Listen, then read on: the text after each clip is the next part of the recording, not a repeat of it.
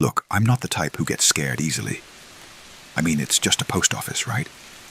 People send letters, pick up packages, complain about delays, normal stuff. At least, that's what I thought. 2 weeks ago, I got hired for the night shift at a small post office on the edge of town. They told me the pay was good because most people don't like working nights. I thought they meant it was boring. I wish it was boring. My first night, the senior staff, there were only 2 of them, gave me a short tour. The place looked normal. Long counters, old shelves, a dusty break room. Nothing creepy. But before they left, the older guy, Mr. Harris, pulled me aside. His face looked tired, like he hadn't slept in days. He said quietly, "There are 3 rules you need to follow. Don't break them. Ever." I honestly thought he was joking, but he wasn't smiling. He handed me a sheet of paper with the rules written in shaky handwriting. 1. If someone comes to the counter but you didn't hear the door open, don't talk to them. 2. Never open packages with no return address after 2 a.m. 3. If you hear knocking from inside the mail chute, do not check it. Just leave it alone. I laughed a little, and he just stared at me like he wished I hadn't taken the job. That was the moment I realized maybe this place wasn't normal. And yeah, I learned the hard way that every single rule matters. My first incident happened before midnight. I swear I heard someone walk up to the counter, but the bell on the door never rang. When I looked up, they were already standing there, and they weren't blinking. The person standing at the counter looked off, like their body was shaped right, but their face didn't match the way a normal face should move. Too stiff, too smooth, too still. They didn't say a word. They just held out a small package wrapped in brown paper. No label, no tape, just folded edges, like the paper was grown around it, not wrapped. And bro, the worst part, their hands were ice cold, not cold weather cold. More like, this hand should not be alive. I forced a smile, trying to ignore the fact that the bell never rang. Do you want to send this?" I asked. They didn't answer. They just tilted their head slowly, like a robot that learned emotions from a broken tutorial video. And then I remembered rule number 1. If someone comes to the counter but you didn't hear the door open, don't talk to them. My stomach dropped. I already broke it. I looked down at the package again, just for a second. But when I looked back up, they were gone. Not walking away, not leaving the building, just gone. No footsteps, no door, just empty air. The package was still on the counter. I didn't want to touch it, but leaving it there felt worse. So I picked it up gently. The paper felt warm, like someone had been holding it for a long, long time. I put it on the sorting table in the back and tried to forget about it. But forget it? Yeah, no. The moment I set it down, the package moved, just a tiny shift, like something inside was adjusting itself. And I swear I heard it. A soft, slow breathing. My hands were shaking so hard, I dropped my pen. That's when the lights flickered. First time that night. I told myself it was just old wiring. But deep down, I knew the night shift wasn't going to be normal. At all. I tried to hype myself up like, relax, bro. You're just overthinking. Maybe the AC hit the package. Maybe the lights are old. Maybe you're just tired. Yeah. Nice try. Even I didn't buy my own excuses. I kept working anyway, sorting letters, scanning barcodes, pretending nothing weird just happened. But every few minutes, I caught myself glancing at that brown package. At one point, I swear it had changed position. Not much, just a few centimeters, like it was creeping closer. I decided to take a break before my brain melted. The break room was tiny but kinda cozy. Dim light, old couch, vending machine that probably died in 1999. I sat down, breathing deep, scrolling my phone to calm my nerves. Then I heard it. A knock, soft, hollow, repeating. Not from the front door, not from the back, not from the walls. It was coming from the mail chute. Rule number 3 hit me like a slap. Never check the mail chute if you hear knocking from inside. I froze. The knocking continued. Steady, slow, patient. Like whatever was inside knew I was listening. Knock. Knock. Knock. I swear my chest tightened. Curiosity was absolutely killing me, but fear was like, bro, please don't be stupid. So I stayed put, didn't move, didn't breathe too loud, didn't even blink. Then, the knocking stopped. For a second, it felt like everything was fine again. But then something slid down the chute. Not a letter, not a package, something heavier. It hit the bottom with a dull thud.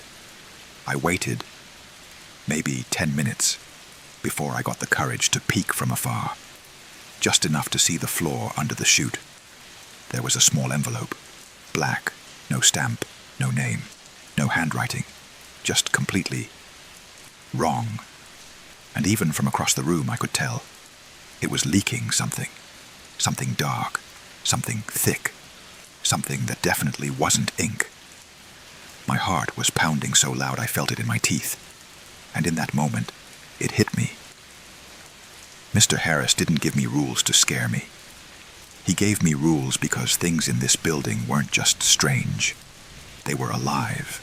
I stayed frozen for a good minute, trying to decide if I should just quit on the spot or pretend everything was totally fine like a clown. But curiosity? Yeah. That thing is basically my toxic trait. So I walked closer to the envelope. Not too close, just enough to get a better look. And bro, the liquid dripping out wasn't thick anymore. It was moving, like it had a mind of its own, like it was crawling. I stepped back fast. My brain kept screaming, "Don't touch it, don't touch it, don't touch any of this cursed stuff." Right then, the landline phone on the counter rang. I nearly screamed. Who even calls a post office at midnight? I picked it up carefully. Night shift post office. How can I... A voice cut me off. Not a normal voice. Not human. It sounded like someone trying to copy human speech, but getting the timing and breathing all wrong. It whispered, "Don't open the black one." Then the line clicked dead. I swear, I felt every hair on my arm stand up. I hadn't even touched the envelope, and something already knew. I walked back to the office desk, trying to pretend nothing was happening. But when I sat down, the lights flickered again. This time, not once, but 3 times. On, off, on, off, on. And when they stayed on, I noticed something that made my stomach drop straight through the floor. That brown package, the one the weird, not human person gave me. It wasn't on the table anymore. It was on the floor, right behind my chair, like it had crawled there. And that's when I heard it again. Breathing, but not from the package, from right behind me. Slow, wet, close, too close. I didn't turn around at first.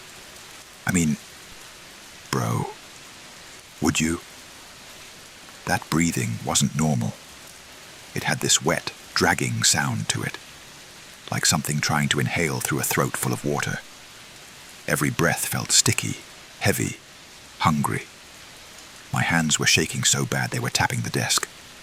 I forced myself to stay calm, thinking, okay, don't panic. Maybe it's your imagination. Maybe it's the AC. Maybe... Then the breathing got closer, right next to my ear. I swear I felt the air move against my skin, cold, damp, wrong. I stood up from the chair so fast it almost fell over. Then I backed away slowly, eyes locked on the floor, refusing to look behind the desk. but the breathing followed, like whatever was back there was leaning forward, curious. I glanced down. The brown package was still there, but now the paper looked stretched, like something inside was pressing against it, trying to push through. The paper twitched. Once. Twice. Then something inside scratched along the inside wall of the box. I almost ran, but right before I bolted, I heard a voice. Soft, but clear. Not from a person. From the package. Help. Me. Not loud. Not desperate. More like a whisper someone would make after being trapped for days. My whole body went cold. Is there something alive inside? Is it even human? Should I open it? Should I burn it? Should I throw it out the window and hope it doesn't crawl back? Before I could decide, the package spoke again, this time louder. Help! And then the scratching stopped. Silence. Too much silence. Like the whole building was holding its breath. I slowly backed toward the hallway, trying to distance myself from whatever that thing was. But just when I thought the moment was over, the phone rang again. Loud, violent, urgent. I grabbed it without thinking. Hello. The same distorted voice whispered, "Don't touch the brown one either." Click. Line dead. Bro. At this point, my soul was basically halfway out of my body. After that call, I just stood there gripping the phone like it was a weapon or something. My mind was racing in circles. Who keeps calling me? How do they know what's happening in here? And what exactly is in those packages? But the worst part wasn't the questions. It was the silence. Too quiet, too still. Like the whole building was waiting for me to mess up again.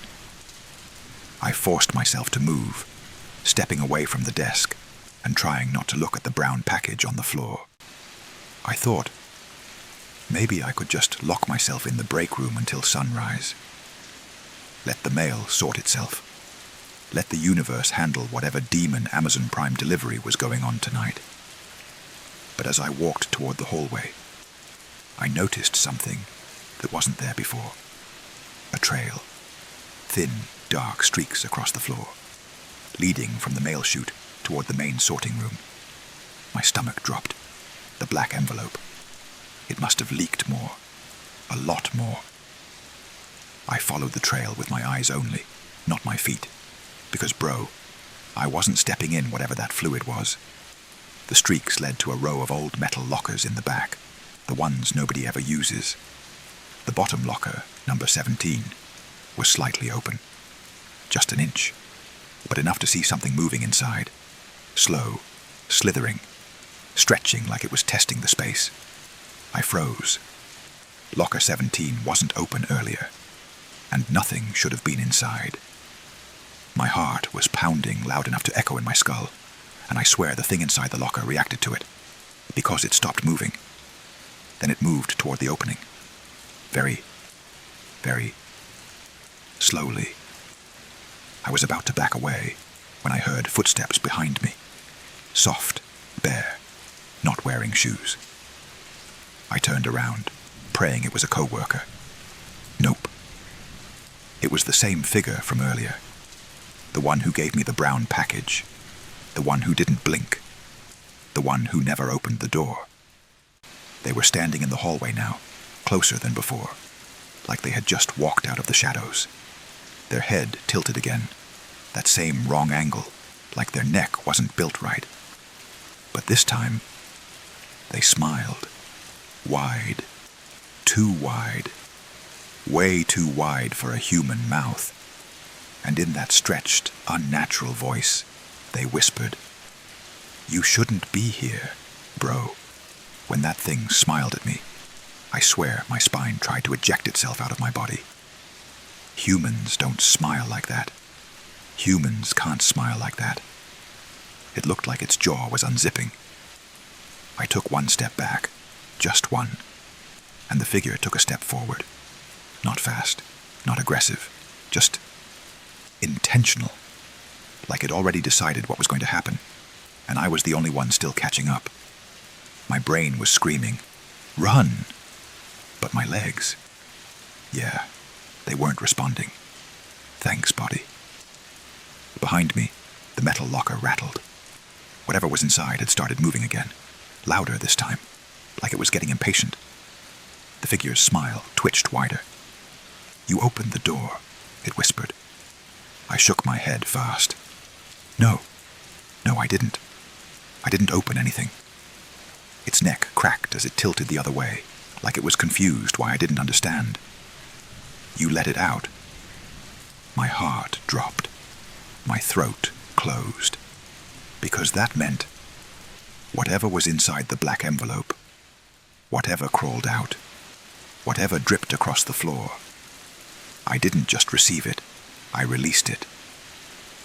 The locker behind me suddenly banged from the inside, hard enough to make all the metal shake. Dust fell from the vents above. The noise echoed through the entire post office, like something big, way bigger than any envelope, was trying to get out. Instinct finally kicked in, and I sprinted toward the front counter. I didn't look back. I didn't breathe. I just ran. But halfway there, the overhead lights went out. All of them. Total darkness. The kind of dark where your eyes don't adjust. The kind where every sound feels 10 times louder. I stopped moving. Not because I wanted to, but because something else moved in the dark. Not the figure, not whatever was in the locker. Something bigger, something crawling along the ceiling. I could hear its nails scraping metal. Slow at first, then faster, closer. My hands were shaking so bad I couldn't even find my phone in my pocket. And then, a whisper slid right next to my ear, close enough to feel the breath. "Page 7 is too early for you to die." I froze, because the voice wasn't the figures. It wasn't the thing from the locker. It was a third voice, one I hadn't heard yet, one that sounded like it was smiling in the dark. That new voice? Yeah, that one hit different. It wasn't distorted like the phone voice, wasn't empty and echoing like the figures. It sounded amused, like someone watching me panic for entertainment. I didn't move, didn't breathe, didn't even blink. If I blinked, I felt like something would grab me. The scraping on the ceiling stopped. The breathing behind me stopped. The rattling locker stopped. Everything went dead silent.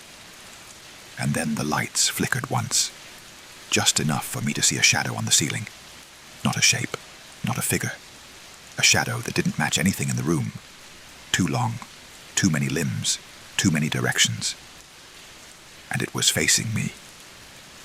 The lights went out again, and I heard that smiley voice whisper, "Run." Bro, I didn't need to be told twice.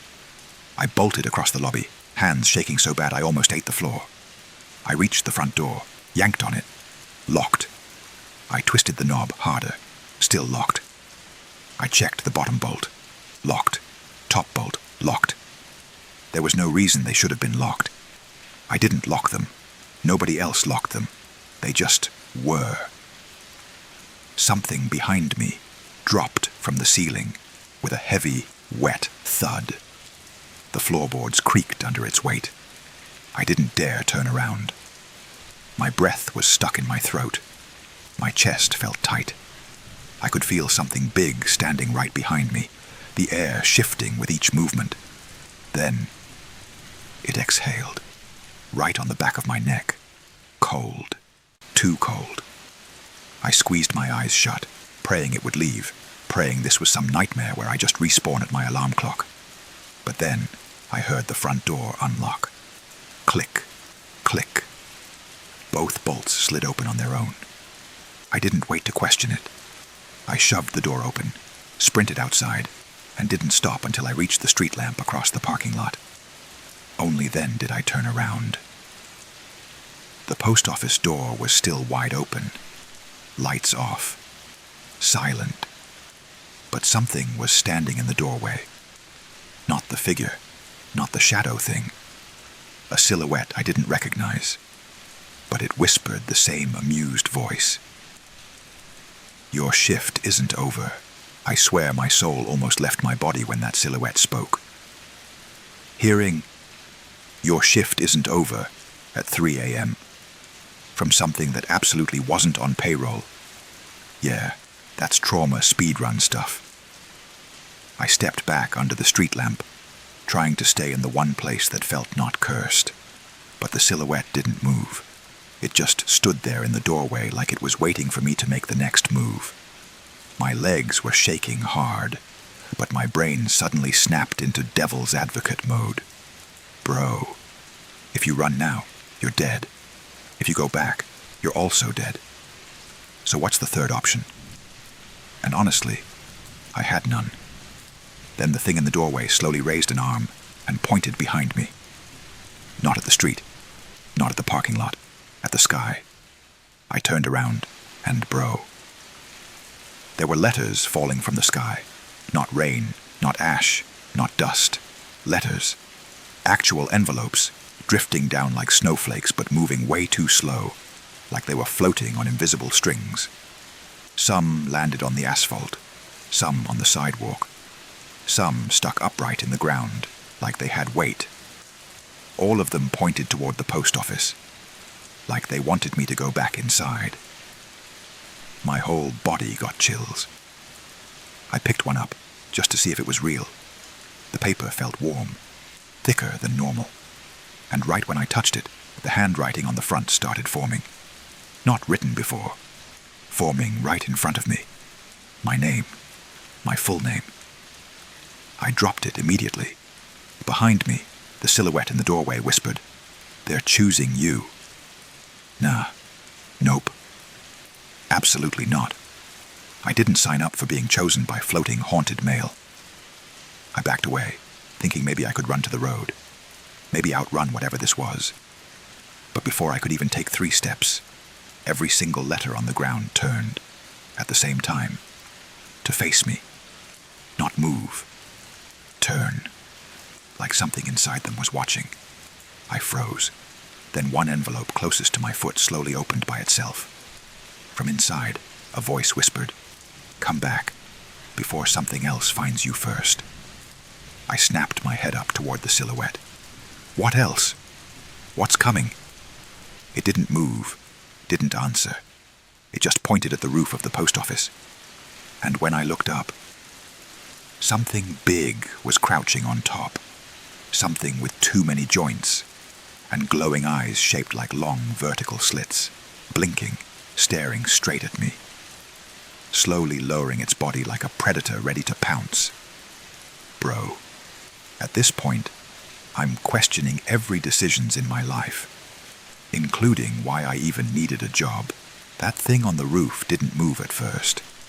It just crouched there, its eyes glowing like 2 vertical wounds in the dark, watching me, studying me, like it was trying to guess how fast I could run, and how fast it could catch me. Spoiler, it looked faster. The silhouette in the doorway didn't react, didn't warn me, didn't help. It just kept pointing like some creepy GPS telling me, "Yeah, bro, danger is right there." My whole body wanted to bolt, but the rational part of my brain, the tiny remaining part not screaming, realized something. If I ran into the open, that roof thing would reach me before I blinked. So, as cursed as it sounded, the inside of the post office was actually safer. Yeah, I hate that I even thought that. The creature on the roof lowered itself even more, like a spring being compressed. Its claws dug into the shingles. The wood cracked under it. That was my cue. I sprinted back toward the doorway, and for the first time, the silhouette moved, stepping back inside like it was letting me in. I crossed the doorway and grabbed the handle to slam it shut. The creature hit the ground behind me. Hard. The concrete cracked. I dragged the door shut, forcing the lockdown just as something slammed into it from outside. The whole frame shook so violently, dust fell from the ceiling. I stumbled back, heart banging against my ribs. Another slam, then another. Then silence. I didn't trust it. The silhouette was gone now, disappeared somewhere deeper inside the building. Great. Just what I needed. More mysteries. I reached for the light switch, but the second I touched it, every light in the hallway turned on by themselves, one by one, leading deeper into the building, like a path. Bro. I'm not following that, I whispered to myself. But before I could refuse life's worst invitation, the building's PA system crackled to life. Something I didn't even know existed in this tiny post office. A voice came through, calm, human-sounding, but tired, exhausted. If you want to survive the night, static, come to the sorting room. More static. And don't look at anything that calls your name. The speakers cut off. I backed up until I hit the wall. My breathing was loud, my hands cold. Because hearing voices from the building was one thing, but hearing something that sounded painfully human, that meant someone else knew exactly what was going on. Someone who survived it. Or someone who didn't. That voice from the PA. Yeah, that messed me up the most so far. Because the figure at the door wasn't human. The crawling ceiling thing wasn't human. The silhouette wasn't human. The envelopes weren't human. But this voice, it felt human. And somehow, that made it even scarier. I stared down the hallway where the lights had turned on by themselves, each bulb flickering like it was struggling to stay alive. The sorting room was at the very end. Far, too far. I took one step forward, just one. Immediately, something whispered my name from behind me. Not loud, not angry, just soft, familiar, like someone I knew. Bro. The way my heart stopped. I didn't even need anyone to explain. I already knew. That wasn't a person. Rule number 1. Don't talk to anyone who appears without the door opening. New rule given from the PA. Don't look at anything that calls your name. Yeah, noted. Loud and clear. I kept my eyes straight ahead, refusing to turn around. Whatever was behind me. It breathed like it had been waiting for this moment. I walked faster, then faster. My footsteps echoed through the hallway, but there were other footsteps too. Soft ones, bare feet, following, matching my pace exactly. I refused to look. I felt something tug the back of my shirt lightly, like a child trying to get attention. I still didn't look. Then it spoke again, my name, but this time using my exact tone, my exact voice, like it recorded me earlier and was playing it back. That made my whole body lock up. I forced myself forward, step by shaky step, until I reached the turn toward the sorting room.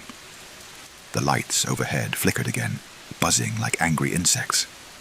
And suddenly, all the footsteps behind me stopped. No breathing, no whispers, nothing. The silence was so heavy, it felt like someone pressed their hand against my chest. I turned the corner, and someone was already standing in front of the sorting room door. A woman, hair covering her face, postal uniform, old badge, rust on her shoes, and her hands covered in dried mail ink that looked suspiciously like dried blood. She wasn't one of the staff I met. She wasn't alive either. She lifted her head slowly, and from the strands of hair, I saw her eyes. Pitch black, like someone carved out marble and replaced it with night. But she didn't attack me. She just raised one finger, pointed to the sorting room door, and whispered, "Don't trust the voice on the speakers." Then her jaw unhinged, wide, dropping down to her chest. And she let out a sound that wasn't a scream. It was letters spilling, paper, envelopes, stamps, dozens of them, pouring out of her mouth and hitting the floor like a waterfall of mail. Each envelope had a message scribbled in the same rushed handwriting. Don't enter. My hands started shaking again, because the PA said enter. The dead mail carrier said don't. And the creatures so far, they didn't try to trick me. But humans, even dead ones, they lie. I stared at the pile of envelopes spilling out of her mouth like she was vomiting warnings. The sound they made, soft flaps hitting the tile, felt wrong. Too soft, too gentle for something so horrifying. She finished eventually. Her jaw slowly snapped shut with a wet crack. Then she just stood there, not moving, not blinking, just waiting to see what I'd do. Bro, this literally felt like choosing between two types of death. Option A, listen to the PA voice and enter the sorting room. Option B, listen to the dead mail carrier and stay out. And here's the thing. Everything tonight tried to scare me, but nothing tried to help me. Except her. Still, why would a dead person help me? I stepped closer. Not too close, I'm not insane. And asked quietly, "What's in the sorting room?" Her head twitched, like she didn't expect me to talk. Then she whispered, voice raspy and broken, "It's not the room. It's what you bring into it." That made it worse. Way worse. What does that mean? She shook her head violently, like she wasn't allowed to answer. Then she pointed at my chest. I looked down. One of the letters that fell from her mouth was stuck to me. I swear I didn't feel it land. I peeled it off slowly. There was a message on it. "You are already marked." Bro what? Bro how? By who? I didn't subscribe to any of this. I stepped back, panicking a little too loudly. The air felt suddenly heavier, like the hallway itself was listening. Before I could ask anything else, the PA crackled again. "Do not listen to her." The woman's head snapped toward the speaker, like she recognized that voice. Then she hissed, a sound no human vocal cords could make. She grabbed my wrist with freezing hands, tight grip, too tight. "Don't go in," she whispered urgently. "If you go in while marked, you won't come out the same." My throat went dry. Then what do I do? She stared at me for a long moment, then said something that honestly felt like the worst answer possible. "Unmark yourself." How? But before she could answer, something yanked her backward, hard. She was dragged down the hall like an invisible force hooked her spine. Her fingernails scraped the tile, leaving long white lines as she was pulled into the dark. She didn't scream. She only whispered one last time, "Don't look at it." Then she was gone. The PA clicked again. "Enter, now." And the sorting room door opened by itself, slow, creaking, inviting. I stood frozen. Two choices, both terrible. But the worst part, something behind me started calling my name again, and this time, it was my mother's voice. Hearing my mom's voice echoing behind me at 3 a.m. in a haunted post office. Yeah, instant emotional damage. It sounded exactly like her. The tone, the softness, the way she says my name when she's worried. But I knew that thing wasn't her. Still, when your brain hears your mom calling you, a tiny part of you reacts automatically. That little instinct almost turned my head. Almost. I clenched my fists and stared straight at the open sorting room door. My mom is at home, asleep, safe. Not behind me in a dead building full of crawling mail demons, bro. My logic wasn't broken yet. Behind me, the voice tried again, but weaker this time, like it sensed I wasn't falling for it. "Please, look at me." Nope. Absolutely not. That sounded like a trap wrapped in trauma. I took one step toward the sorting room, trying to ignore everything in my bones screaming, "Bad idea." The smell hitting me from the doorway didn't help. It smelled like old paper mixed with something metallic. Something like blood. The PA crackled again. "Hurry, before it reaches you." before what reaches me. But I didn't get time to ask, because something behind me started crawling. Not walking, not shuffling. Crawling, fast, hands slapping the tile, limbs scraping like bone on ceramic. Too many limbs, moving too quickly. It was coming straight toward me. I sprinted into the sorting room and slammed the door shut behind me. I held the handle down while something scratched at the other side, slow and deliberate, like it wanted me to hear each claw drag across the metal. Then, silence. For the first time that night, I finally allowed myself to breathe. Only to realize I wasn't alone in the room. The sorting room lights flickered to life, dim, yellow, dying. And in the center of the room stood a huge sorting table, covered in hundreds of envelopes. All of them sealed, all of them identical, all of them vibrating softly like they were breathing. But what caught my eye wasn't the table. It was the wall. The entire left wall was covered in names. Hundreds of them, all written in marker.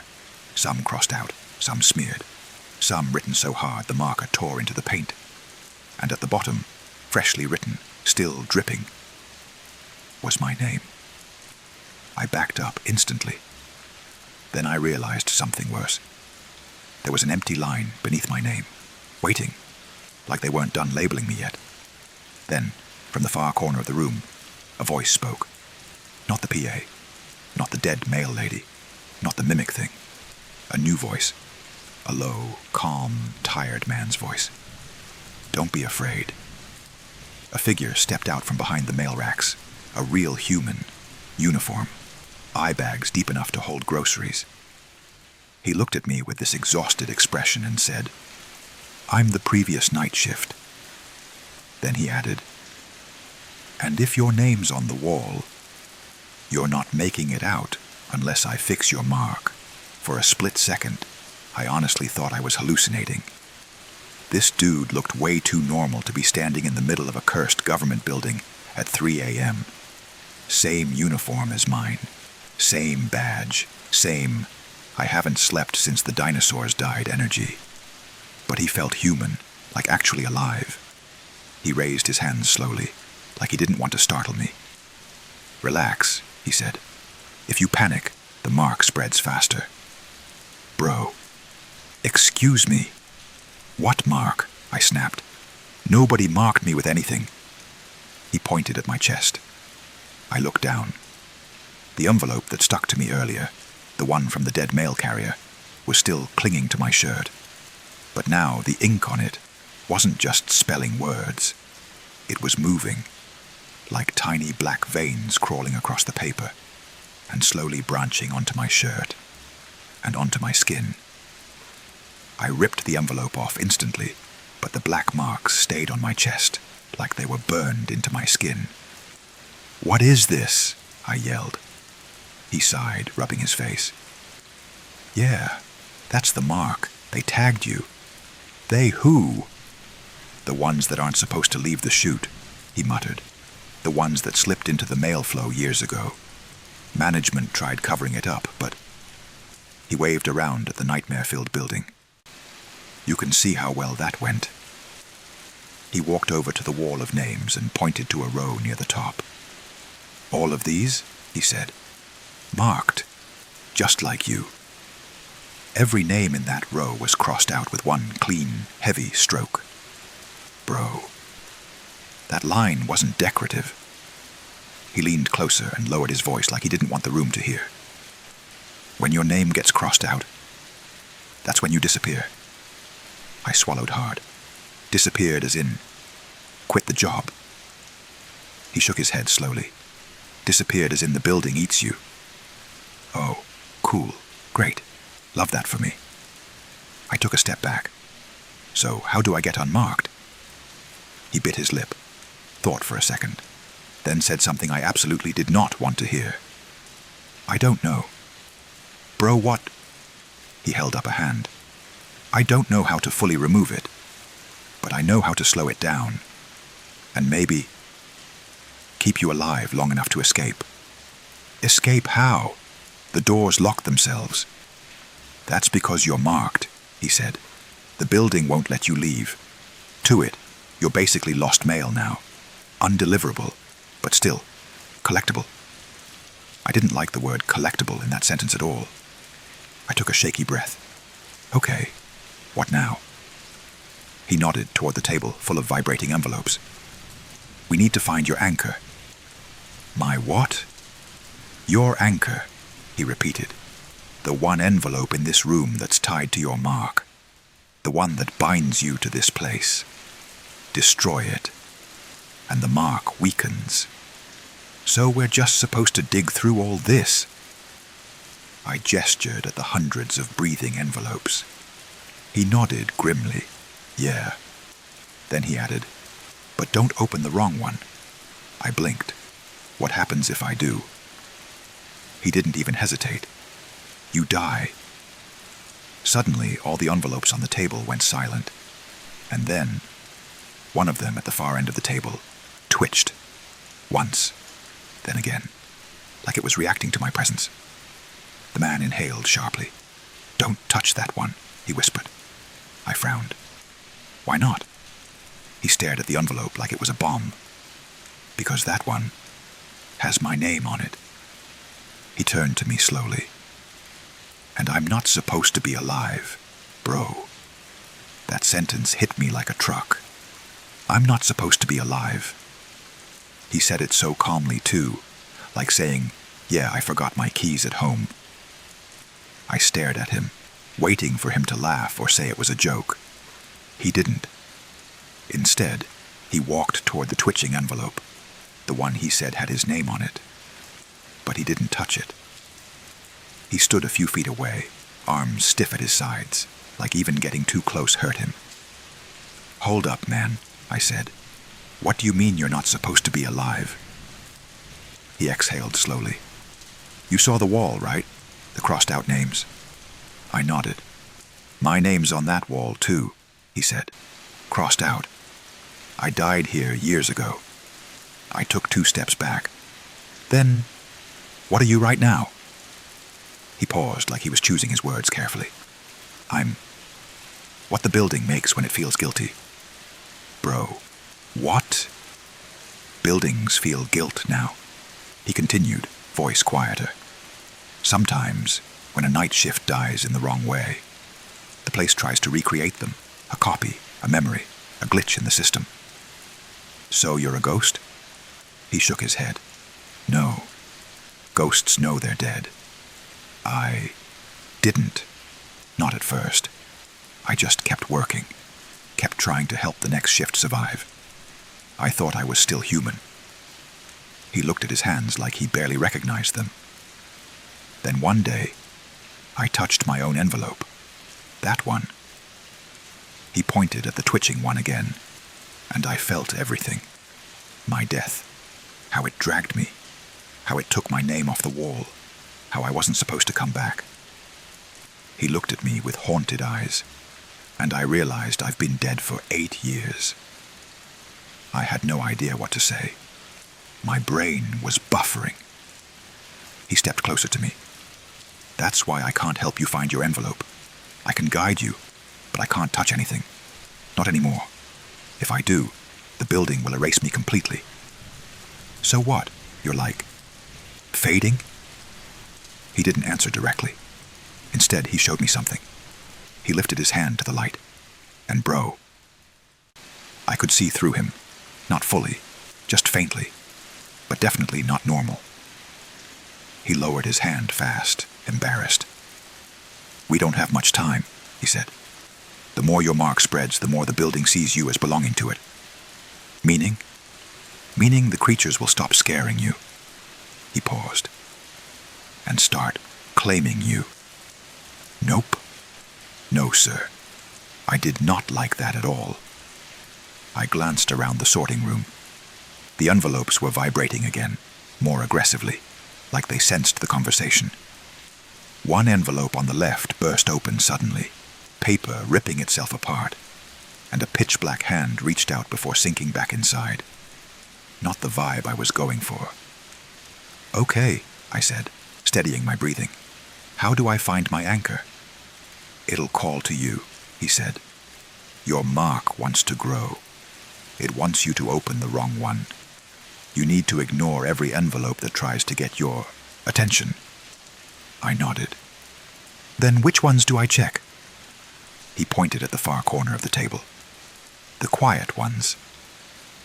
I turned to look. In the corner were 3 envelopes that weren't vibrating, weren't twitching, weren't breathing, just sitting still.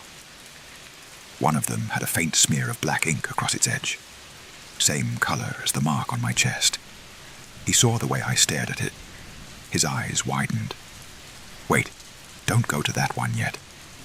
If it reacts to your mark this early, that means... He stopped. The envelope twitched, just once, but not toward him, toward me. He whispered, "Oh no. It already found you." The moment he said, "It already found you," my whole body went cold. The envelope twitched again, closer to me this time, just an inch slide across the table, but close enough that my instincts screamed back up, back up, back up. I stepped away, but the man shook his head sharply. "Don't turn from it," he warned. "Anchors follow fear. If you show your back, it'll try to enter you." Enter me? Bro, why is every single thing in this post office trying to treat me like a mailbox? I swallowed hard, keeping my eyes locked on it. The envelope wasn't vibrating like the others. It was pulsing, slow, rhythmic, like a heartbeat trying to sync with mine. The man stepped beside me, closer, but still careful. "Listen," he whispered. "Your anchor is tied to whatever memory the building stole from you when you walked inside." I didn't lose any memory. He gave me this sad, pitying look. "You think that?" Then he tapped the side of the envelope with his finger, without touching it, just close enough to make it react. That's when I saw it. My name. But not written on the envelope. Imprinted inside it. Not ink. Not handwriting. Like someone pressed my name into the paper from the inside. The man inhaled sharply. "That's not good." "Why? What does that mean?" "It means your mark isn't new. Something tagged you before you ever stepped inside. That envelope was waiting long before you arrived." "Bro." "What?" No. I did not pre-order a haunting. How could it tag me before I started working here? He didn't answer. Instead, he looked around the room like he expected something to jump out. Then he whispered, "There's only one entity that can mark someone outside the building." "Which entity?" He leaned in. "The one that knows your name." Before I could even ask what that meant, all the lights in the sorting room shut off. Total darkness, but not silent. Every envelope in the room started whispering at once. Hundreds of voices, overlapping, layered, repeating one word, "open." Then, a sharp pain burned across my chest. I looked down in the dark. The black veins from the mark began spreading faster, branching across my ribs, crawling toward my shoulder, like ink spilled under my skin. The man grabbed my arm. "We're out of time. You need to open the anchor, now." My heart was pounding. I thought opening the wrong one kills me. "It will." He squeezed tighter. "But opening the right one hurts worse." "Bro?" This was not motivational speaking. I reached toward the envelope, hand trembling. The paper twitched eagerly, like it was excited, but right before my fingers touched it, a new whisper entered the room. Not from the envelopes, not from the door, not from the man, from right next to my ear. A whisper that sounded exactly like me. "Don't open it." I froze, horrified.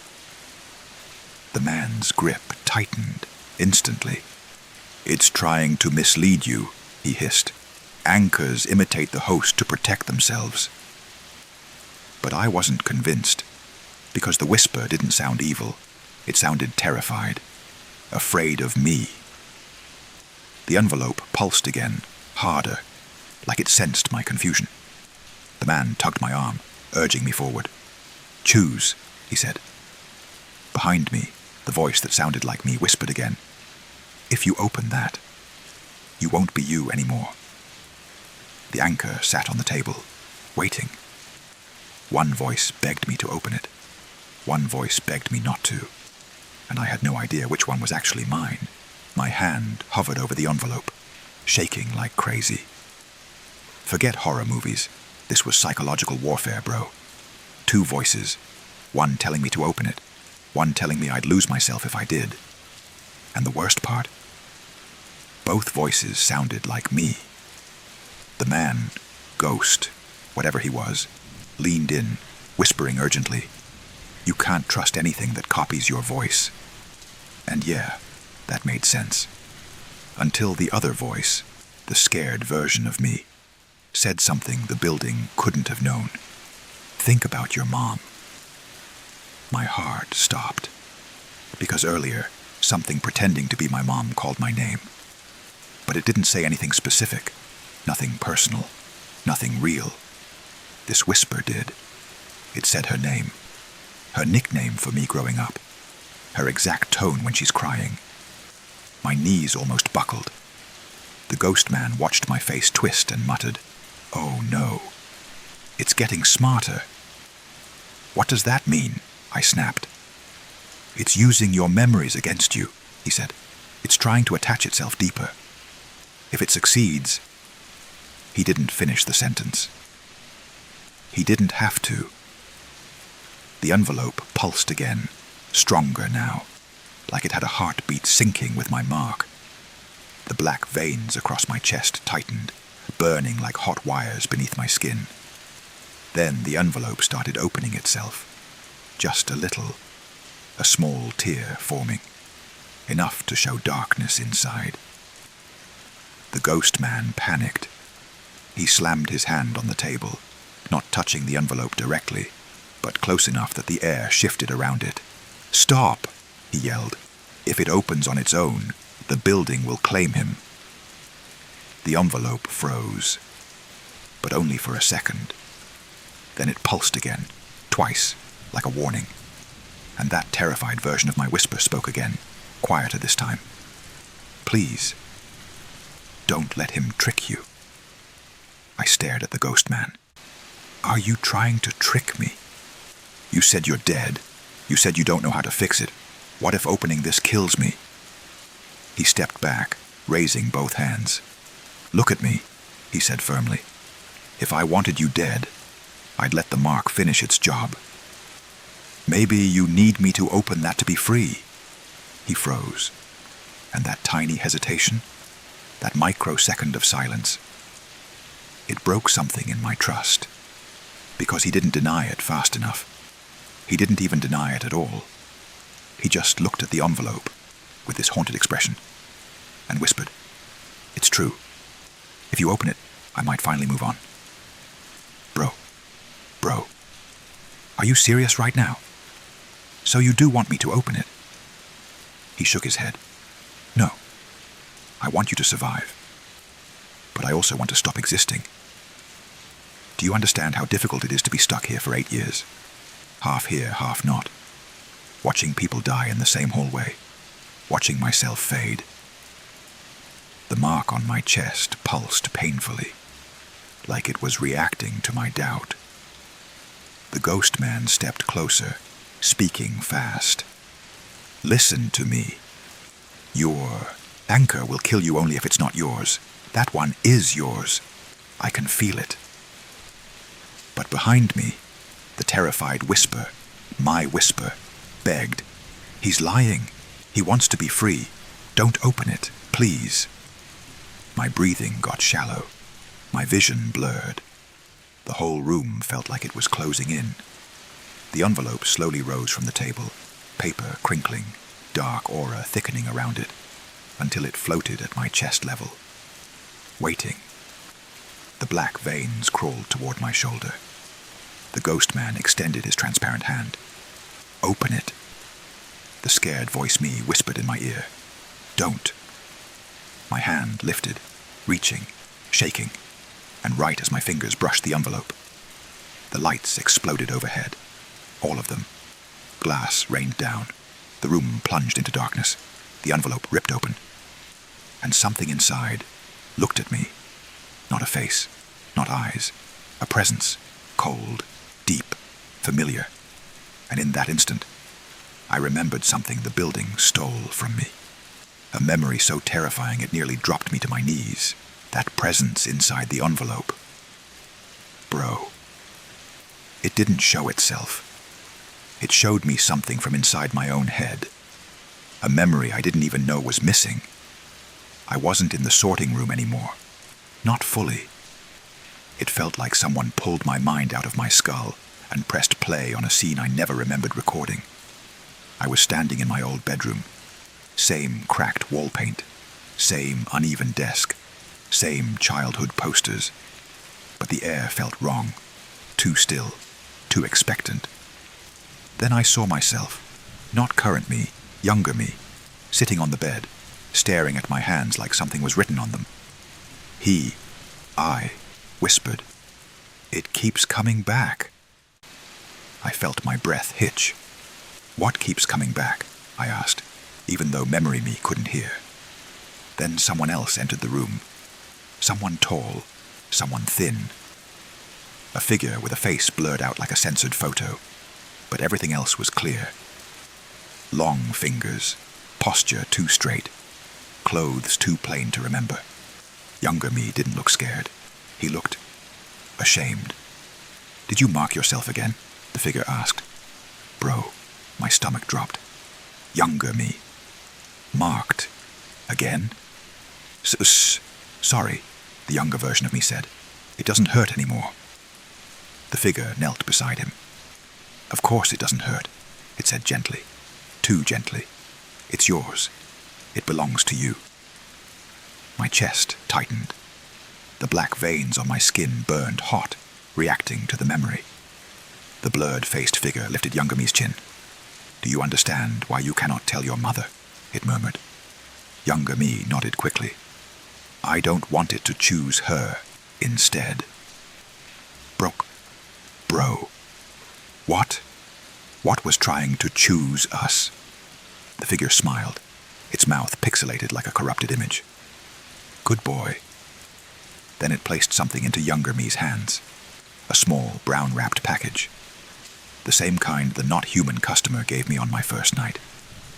My heart went into overdrive. So this wasn't my first time seeing that thing. Not my first time touching it. Not my first time being marked. I was marked years ago. Before this job. Before I even understood what marked meant. The figure whispered, "Keep it hidden. When you're older, the building will call for you. It always calls for the ones who survive the first mark." Survive? Meaning? Most kids didn't survive it. The room flickered. The memory glitching like old footage. The figure turned its head sharply, almost like it sensed me, the present me, watching from outside the moment. Its blurred face rotated toward me. Even though this wasn't real, wasn't physical, I felt it see me, and it whispered with a new voice. Not the gentle one, not the distorted one, but a voice dripping with certainty.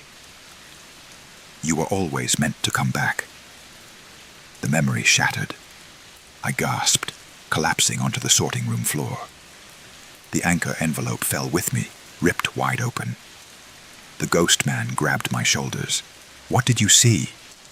I stared at him, shaking uncontrollably. I've been marked since I was a kid." His face drained of all color, even for a half-transparent dead guy. "That's impossible," he whispered. "No one survives a childhood mark. No one." Then he backed away from me slowly, carefully, like I was the dangerous one now.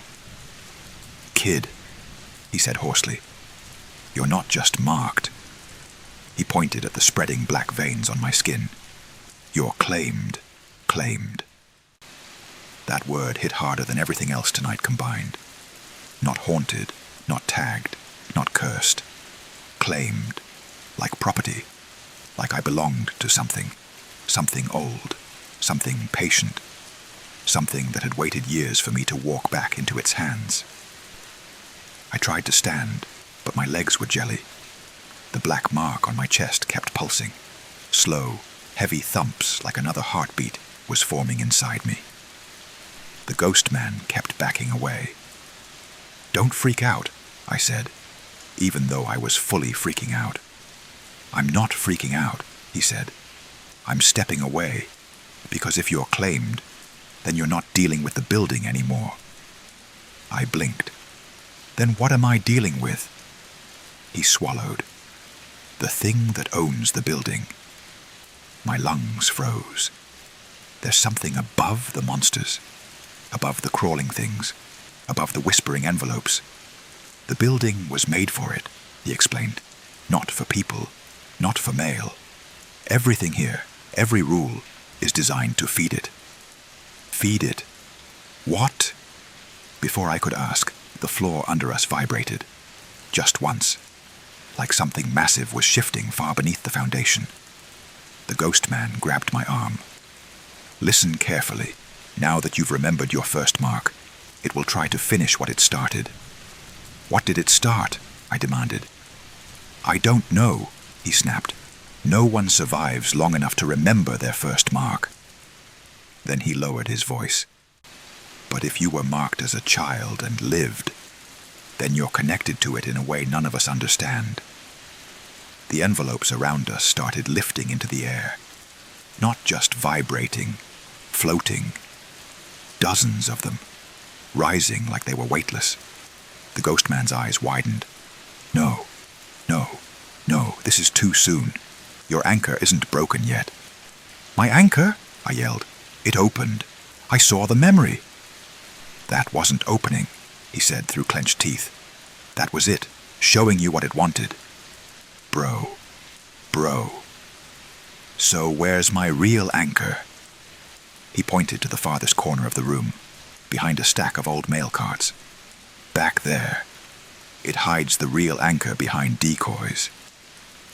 I pushed past the floating envelopes and sprinted toward the corner, nearly tripping over boxes.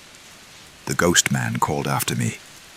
"Don't touch anything until you're sure it's yours." Great advice, except the room suddenly went pitch black, a suffocating dark. Not normal dark. This dark felt solid, like stepping inside a creature's mouth. Then a voice whispered in front of me, soft, delighted. "You finally remember me." I froze. Another whisper behind my ear. "I've waited so long." And another from above. "Let me finish what I began in your childhood." Dozens of whispers now, all layered, all sounding like that blurred-faced thing from the memory. My legs locked. My throat tightened. Then something warm wrapped around my wrist. Not a hand, not claws. Paper. A strip of paper, folding itself around me like a binding. The ghost man shouted from somewhere in the dark. "Don't let it fully wrap around you. If it completes the loop, you're his." I pulled, but the paper tightened. More paper tendrils shot out of the darkness, curling, twisting, stretching toward me like hungry tongues. The whispers grew louder. "Come back. Come back. Come back home."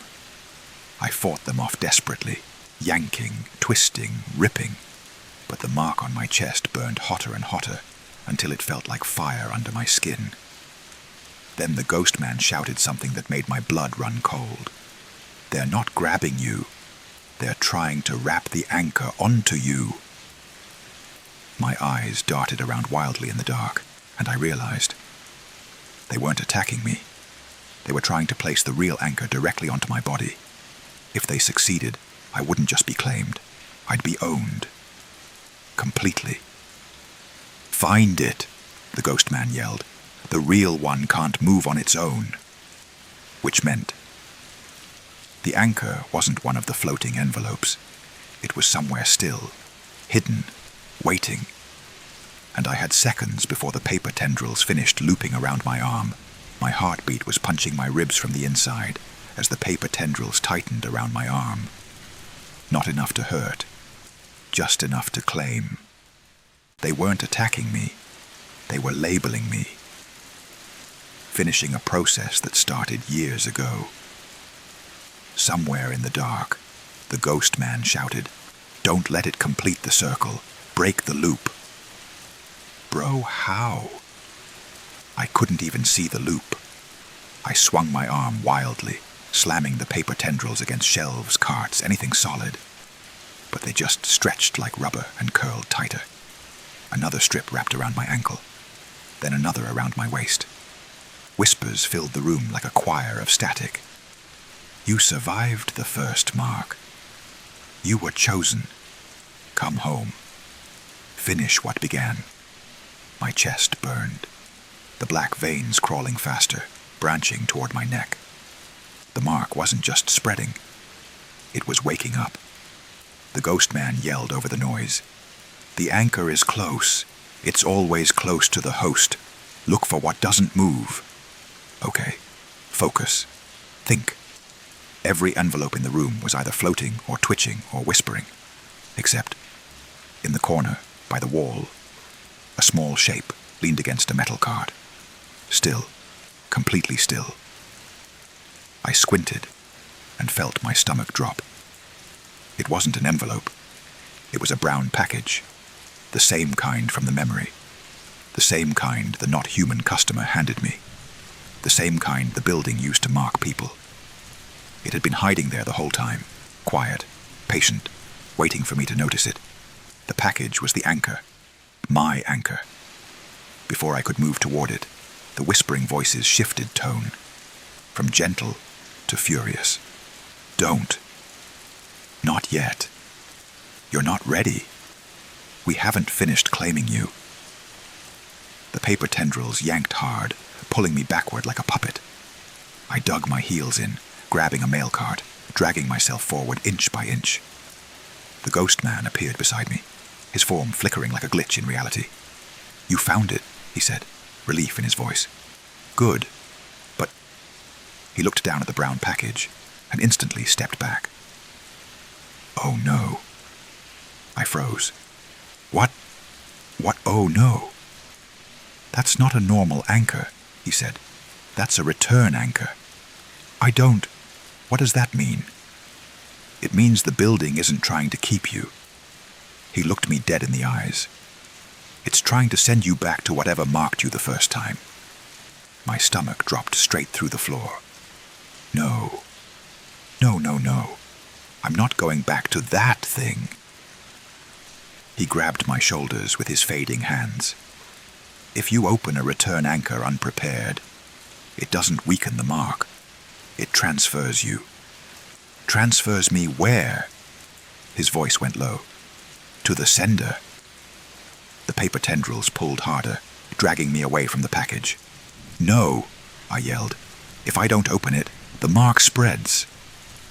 "If you do open it, you'll be delivered back to that entity," he shouted. The mark seared across my chest. It was nearly up to my throat. The tendrils wrapped around my neck now, forming a near-complete circle. I didn't have time. Either I open the anchor and risk being delivered to the thing that haunted me as a kid, or I let the building claim me fully and lose my identity altogether. "Choose," the ghost man yelled. Behind me, the voices of the paper tendrils whispered, "Let us finish." Beside me, my own terrified whisper said, "Don't open it. Don't go back." And in front of me, the package pulsed like a slow, heavy heartbeat. Everything froze. My hand hovered over it. My chest burned. My mind screamed. And then, right as I touched the package, a knock echoed from inside it. Not from something small, from something big. Something that recognized my touch. Something that sounded relieved. "There you are," that voice inside the package. Bro, it didn't whisper. It spoke. Calm, familiar, like someone greeting an old friend they'd been waiting years to see again. There you are. I jerked my hand back instantly. The tendrils around my neck tightened, reacting almost protectively, like they didn't want whatever was inside the package to speak to me. The ghost man staggered backward, eyes wide. No, no, no, that's not possible. He shouldn't be able to speak through an anchor, I whispered, barely breathing. Who is that? He shook his head. You don't want the answer. Bro, I really do. His voice dropped to a hollow whisper. That's the one who marked you as a child. My body locked up. The package pulsed again. Not violently, just slow, deliberate, like a heartbeat syncing with mine.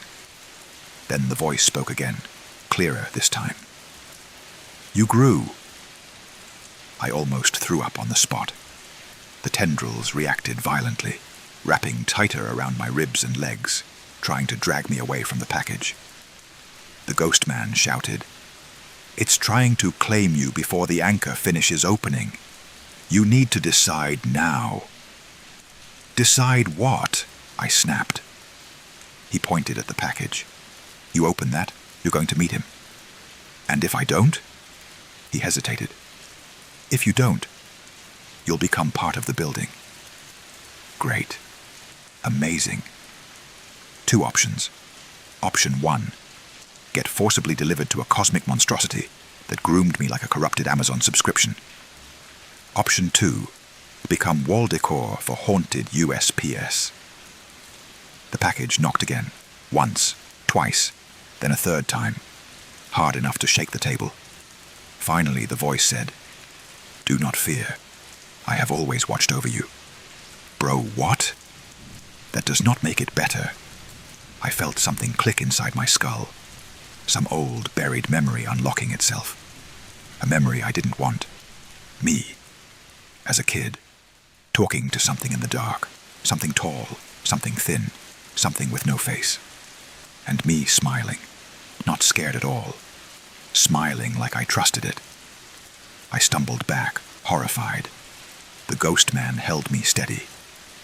Look at me, he said urgently. You survived him once. If you choose to face him again, there's a chance. A small chance, but a chance. And if I choose the building? He shook his head. No chance. I squeezed my eyes shut as the tendrils pulled harder. Half the loop nearly complete around my body. Then the package slowly tore itself open from the inside. Paper peeling back like old skin. And a soft glow poured out. Inside wasn't darkness. It was a doorway. A literal doorway, made of warm light. And behind it, a silhouette stood. The blurred shape from my memory. Tall, still, waiting. The ghost man whispered, horrified. He's opening a direct path. That's not supposed to be possible. Then he grabbed my arm, his grip weak, almost fading. Whatever you do, don't step through. But the silhouette from inside the light doorway lifted its hand, a welcoming gesture, and said in a voice that hit some ancient place in my chest, Come home, little one. Bro. I felt every hair on my body stand. Behind me, the paper tendrils all whispered together. Choose. Beside me, the ghost man pleaded, Don't go. And inside the package, the entity said softly, You were made for me. My hand shook. My mind split in two. And I stepped, but not fully. My foot hovered over the glowing doorway, caught between instinct and terror. The warmth coming from it felt comforting. Too comforting. Like the kind of warmth you feel when someone wraps a blanket around you. But bro, comfort in a horror situation. Yeah, that's a red flag the size of a skyscraper. The ghost man lunged forward, his fading hand passing straight through my arm. No! No! Don't step through. You don't understand what he is. The entity in the doorway tilted its head slowly, like it was curious why he was panicking. Then it spoke again, voice calm, patient. You survived your first mark because you belong to me. Belong? Belong? Nah, bro. Absolutely not. Everything inside me screamed, run. But at the same time, a weird, familiar warmth spread across my chest, right over the mark. Like a hand I couldn't see was gently touching me. The paper tendrils behind me tightened sharply, pulling me back. Not trying to claim me this time, trying to stop me. They didn't want me going through that doorway. The ghost man's eyes widened when he saw that. Oh God. Oh God. It's worse than I thought. What? I yelled.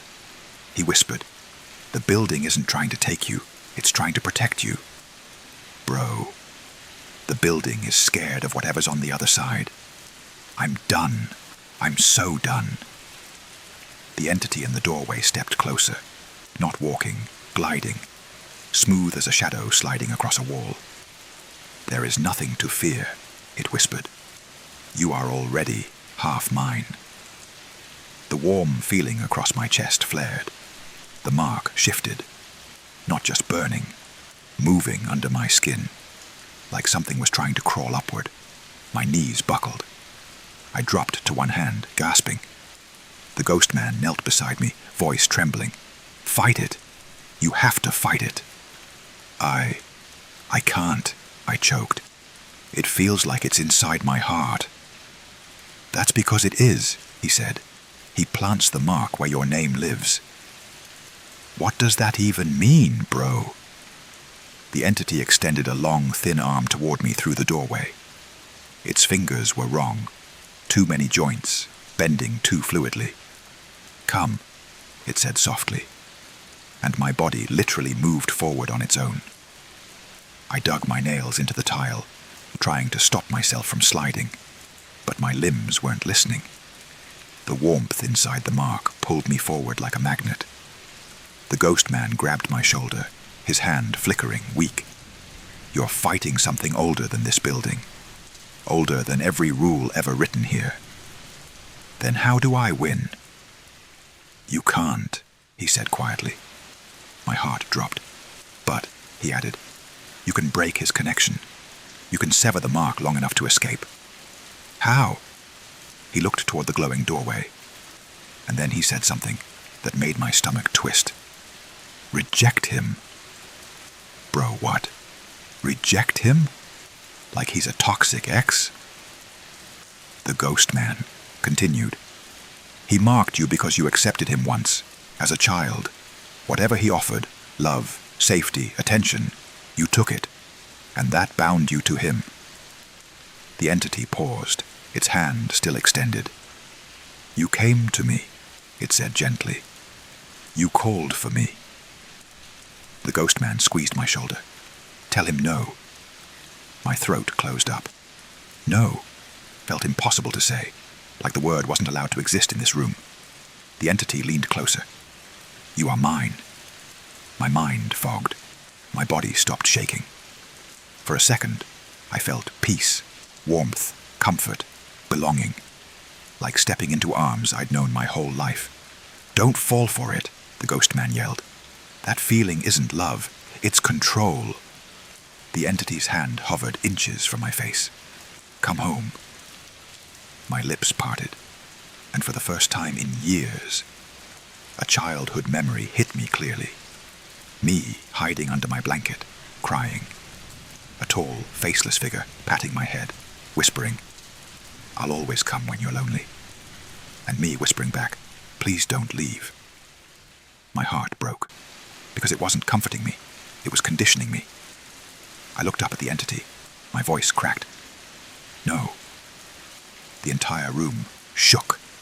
The ghost man gasped. Again. Say it again. The entity froze, its outstretched hand trembling. I forced the word out a second time, louder. No. The warmth dropped instantly, replaced by a freezing, cutting cold. The mark on my chest writhed violently, like something inside was shrieking. The paper tendrils behind me snapped tight, pulling me backward away from the doorway. The ghost man yelled, "He's losing his hold! Keep going!" The entity's voice dropped all softness. "Ungrateful child." The doorway flickered, light distorting like static. I screamed the word, "No!" The mark split across my chest, like ink tearing off glass. Black fragments of it flaked away, falling to the floor and evaporating. The entity reached again, but the doorway began to collapse. Light buckling, edges tearing, reality folding inward. The last thing it said before the portal shattered was no longer gentle. "I will come for you." Then the light imploded, and the room went silent, pitch black, except for the sound of my own panicked breathing, and the ghost man whispering, "You did it. You broke the connection." But then he looked down at my chest, where the mark had been. His face dropped. No, it didn't break. He touched the faint remaining imprint on my skin, a half-faded symbol still glowing faintly. It latched onto something inside you. I stared at him, shaking. "What does that mean?" He met my eyes. "It means he can still find you." I sat on the cold sorting room floor, chest burning, breath shaking like my lungs forgot how to work. The ghost man knelt in front of me, staring at the faint mark still glowing under my skin. "It shouldn't have survived that," he whispered. "No one ever rejects him and lives." Bro, I wasn't sure I lived. I still felt cold inside, like part of me hadn't come back from that doorway. I clutched my chest. "It's smaller now. Isn't that good?" He shook his head. "No. Smaller means concentrated. Whatever piece of him is still inside you. That's the part he needs to find you again." "So what do I do?" My voice cracked. "Hide? Move to another country? Change my name and vibe on a mountain?" He didn't laugh, not even close. "You can't hide from something that marked your soul." Great. Amazing. Full nightmare difficulty mode unlocked. I stood up slowly, legs weak and shaking. The room around us looked wrecked, papers everywhere, carts overturned, shelves cracked. The air was heavy, thick, like the entire building was holding its breath. "So, I broke the connection," I said. "Does that mean I'm free?" He looked away. "You broke one connection, not the connection." My stomach twisted. There are layers to the mark. You tore the top layer off, the part that let him call you. But there's a deeper part, older, the one from your childhood, the one that let him reach you in the first place. He pointed at my chest. "That's the part still alive." Bro, I felt like passing out. "Can I remove that part?" "Yes," he said. I almost cried with relief. "How?" I asked. Then he said the 4 worst words I've ever heard. "Not in this world." I swear I felt my soul age 20 years in 1 second. "What do you mean, not in this world?" I shouted. "I am not going into whatever nightmare dimension that thing crawled out of." "You won't have to," he said. "There's another way." He looked toward the far corner of the room, toward a giant locked cabinet I hadn't noticed before. It was made of dark metal, covered in symbols I didn't recognize, but somehow felt familiar. He walked toward it. "This building used to be a containment site," he explained, "long before it was a post office. They stored things that didn't belong here, things like him." He placed his hand near the cabinet, didn't touch it, just hovered close. The metal vibrated like it was breathing. "One thing inside here can burn the root of a mark," he said. "But it's not a weapon." He turned back to me. "It's a name." I blinked. "A name?" He nodded. "Names hold power. His name marked you. But there is a counter-name, an opposite force, kept locked away for a reason. I say the name and the mark dies." "Yes." "Then open the cabinet." He stepped back fast. "No, I can't. I told you. If I touch..." Anything physical, the building erases me. Bro, I wanted to scream, or cry, or both. Probably both. So I have to open it, I said slowly. Yes. Is it dangerous? Extremely. Like how extremely? He took a deep breath, something a ghost should not be able to do, and said, if you open that cabinet wrong, everything inside this building that's asleep will wake up. Bro. So what do I do? He pointed at the cabinet. You have to open it without looking inside. What? Why? Because if you see the name, if you read it, if you understand it, your mind won't survive. Only your voice needs to speak it. So I'm supposed to open a cursed cabinet with my eyes closed and grab a name I can't look at. Yes. Bro, that's not a plan. That's a suicide tutorial. He didn't disagree. But then he looked at me, really looked at me, and said, you survived something no one has. That means you have a chance at this. A chance. Not a guarantee. A chance. The cabinet hummed louder now, like it knew we were talking about it. My chest throbbed, the half mark pulsing faintly, like it was listening. The ghost man stepped aside. It's your choice, he said. Behind me, the sorting room door creaked open by itself, like the building was warning me that time was running out. Inside my chest, the mark pulsed harder. The entity's last words echoed in my skull. I will come for you. I clenched my fists, stepped toward the cabinet, and placed my hand on the freezing metal. It shivered under my touch. The ghost man whispered, whatever you do, don't open your eyes. My hand rested on the cold metal cabinet, and instantly the surface felt like it was breathing under my palm. Slow inhales, slower exhales. Absolutely 0% comfort. This was trauma wrapped in a metal box.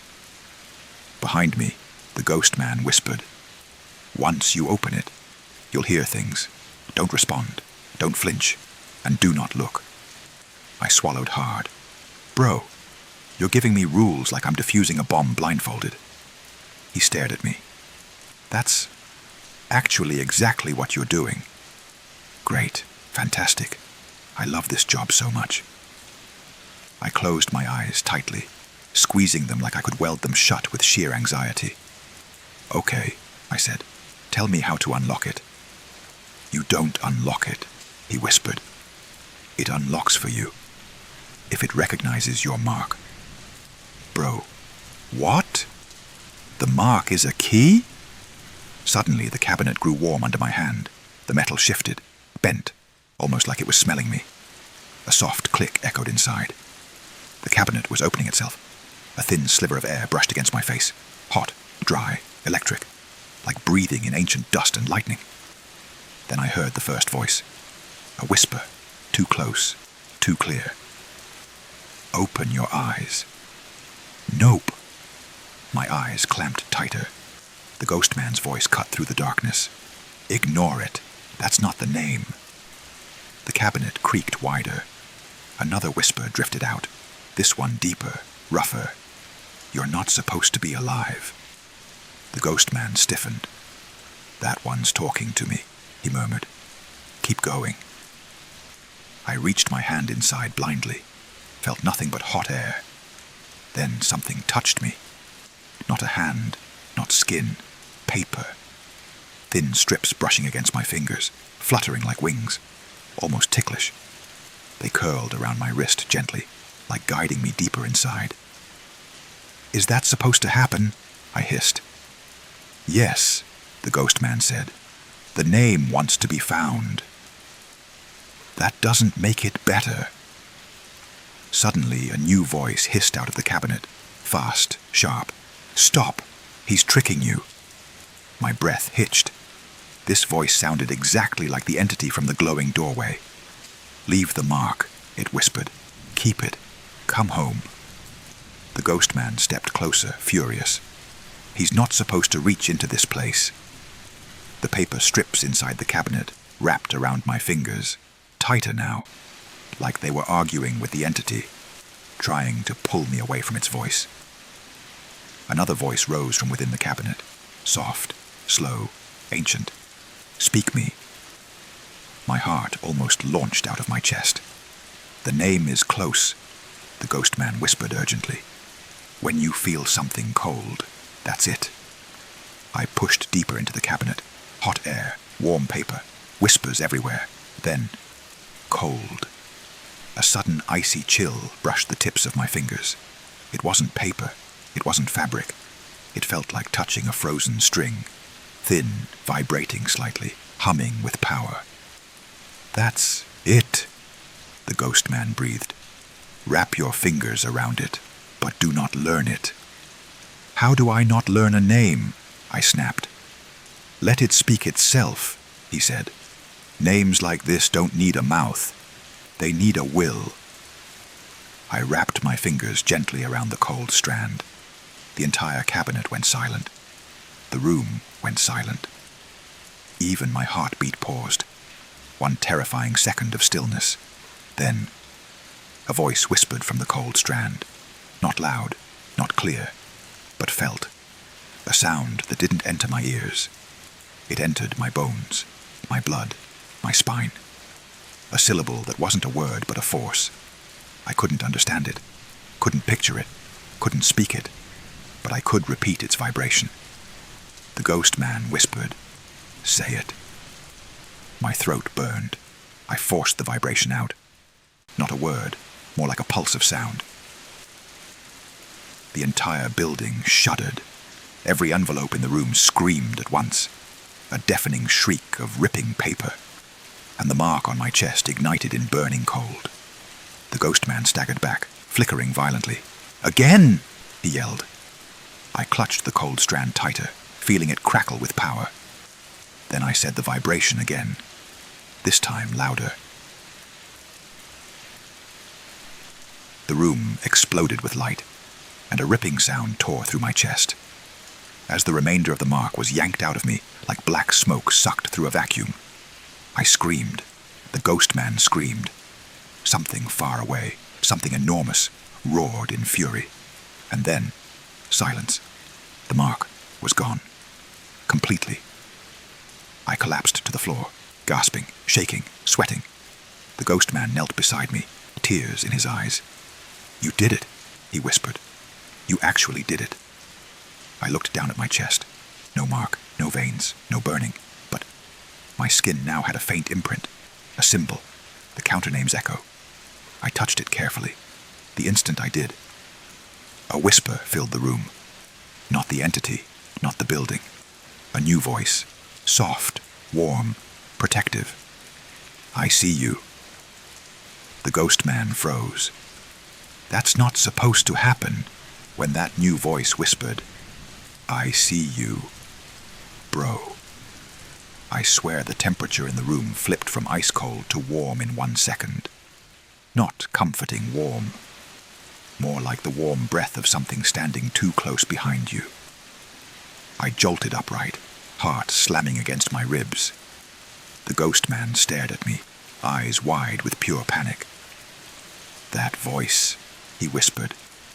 "That wasn't him, and it wasn't the building either." "Then who was it?" I asked, breath shaking. He pointed to my chest, to the faint symbol left by the countername. "That's not just a scar. It's not decoration. The countername didn't just burn the mark out of you." He swallowed hard. "It attached itself to you. Bro, why does every supernatural thing want a piece of me? I'm not even that interesting." "I thought the countername was supposed to protect me," I said. "It is," he said quickly, "but protection on its level means involvement." "Involvement? In what?" He looked away, like the ceiling might bail him out with answers. "The countername isn't just a neutral force. It's an opposing entity, a rival to the one that claimed you." I squinted. "So I basically tagged myself with his enemy?" "Yes," the ghost man said. "Bro, that sounds like I just joined a cosmic gang war." He winced. "Yeah, exactly that." Before I could process any of that, the lights flickered back on. Not in a chaotic, haunted way, but in a calm, steady glow. The building felt different, quieter, breathing easier, like something heavy had lifted. The ghost man let out a shaky laugh. You actually weakened him. Really weakened him. Yeah. And where is he now? I asked. He frowned. Still looking for you. But now he'll have trouble reaching you in this place. That's good, right? The ghost man didn't respond. Instead, he stared past me, toward the busted cabinet. His body flickered, hard. Hey, you good? I asked, grabbing his shoulder. He smiled sadly. You broke the mark, but that means the building doesn't need me anymore. My chest tightened. Wait, what do you mean, doesn't need you? He looked at his hands as they slowly became transparent again. This place only keeps us, copies us, when something marked is active. I was here because he had a hold on you. Now that hold is gone. He faded more. So am I. No, don't do that. I grabbed him, but my hands slipped right through him. He gave me the same tired, crooked smile he probably used when he was alive. It's okay, he said. I was never meant to stay here forever. And you gave me something I couldn't give myself. What's that? I whispered. Closure. Bro. I felt my throat close up. He looked toward the sorting room door, which slowly creaked open on its own. You're not safe yet, he said, but you're not doomed either. That's extremely vague, man. He laughed weakly.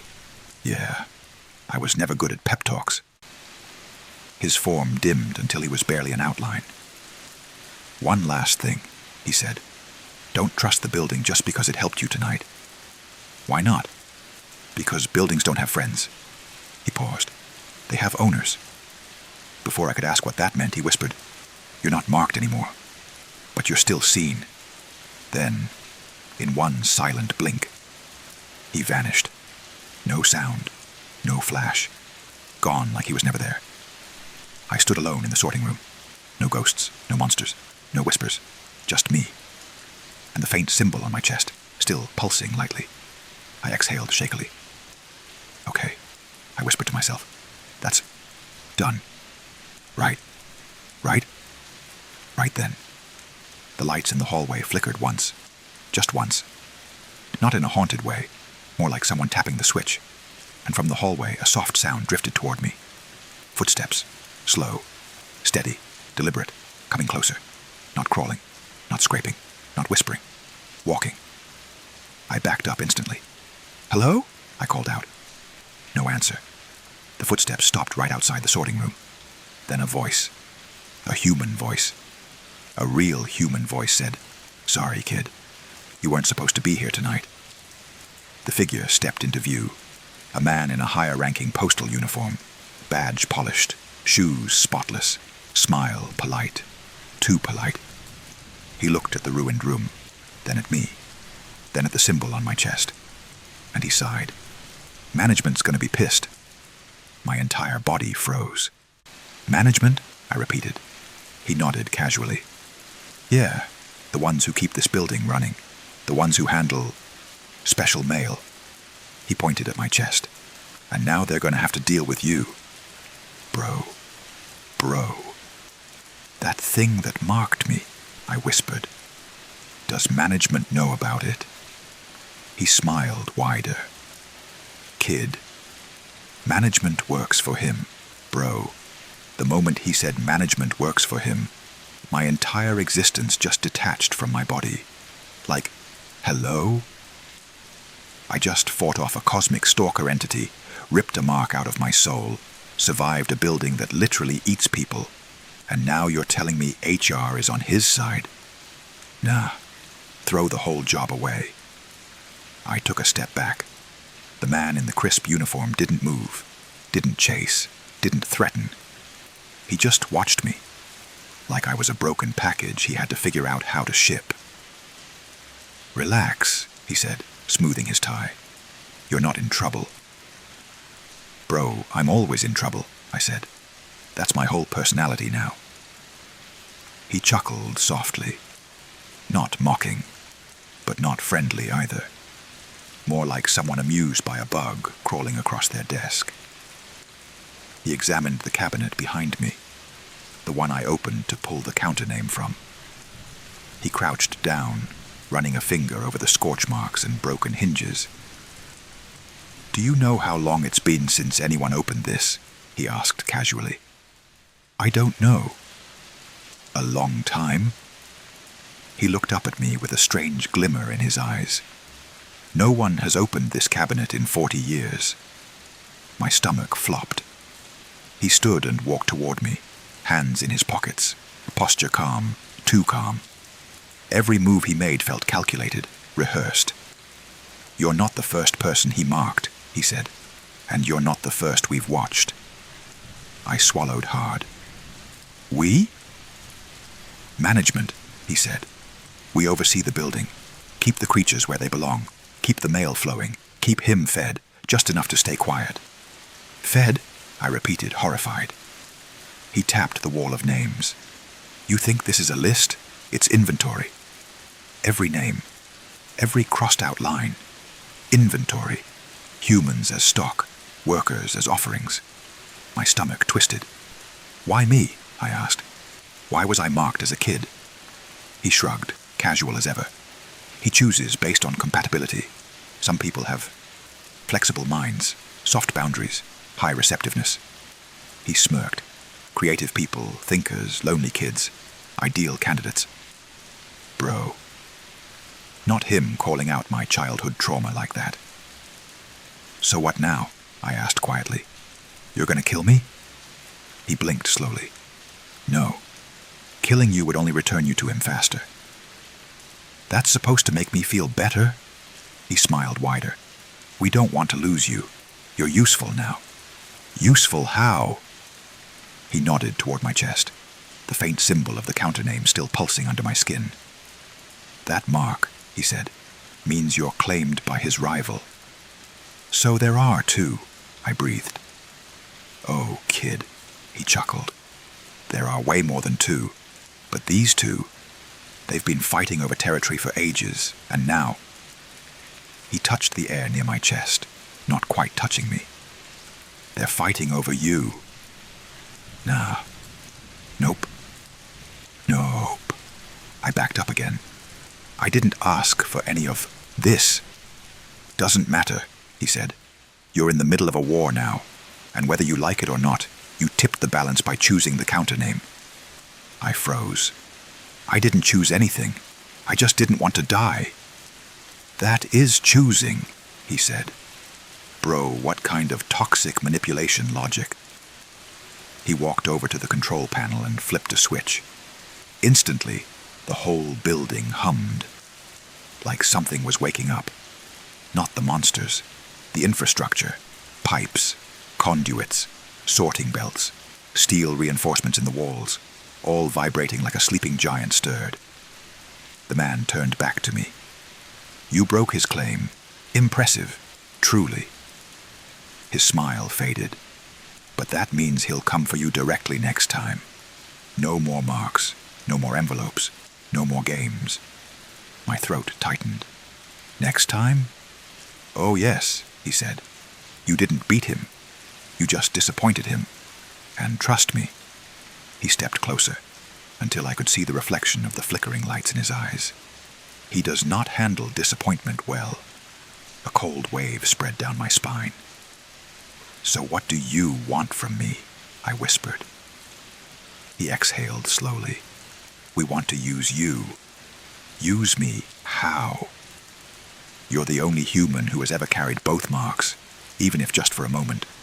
You survived something impossible." He tapped his temple. "That means you can go places we can't. Places he controls. Places the counter name can influence." I stared at him.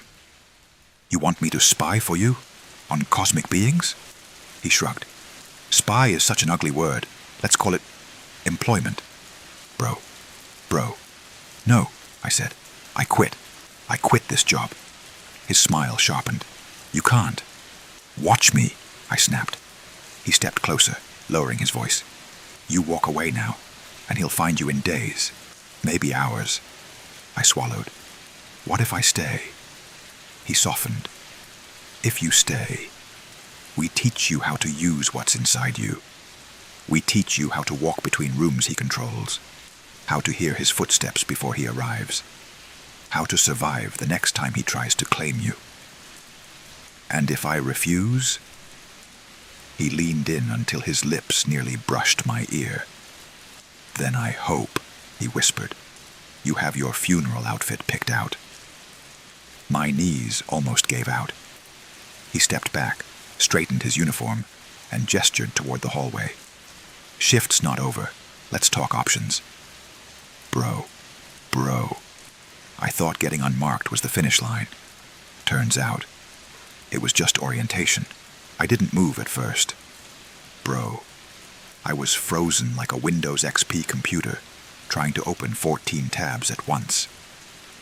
The man in the crisp uniform, management guy TM, waited patiently, hands behind his back like we were about to discuss retirement plans, not my potential cosmic kidnapping.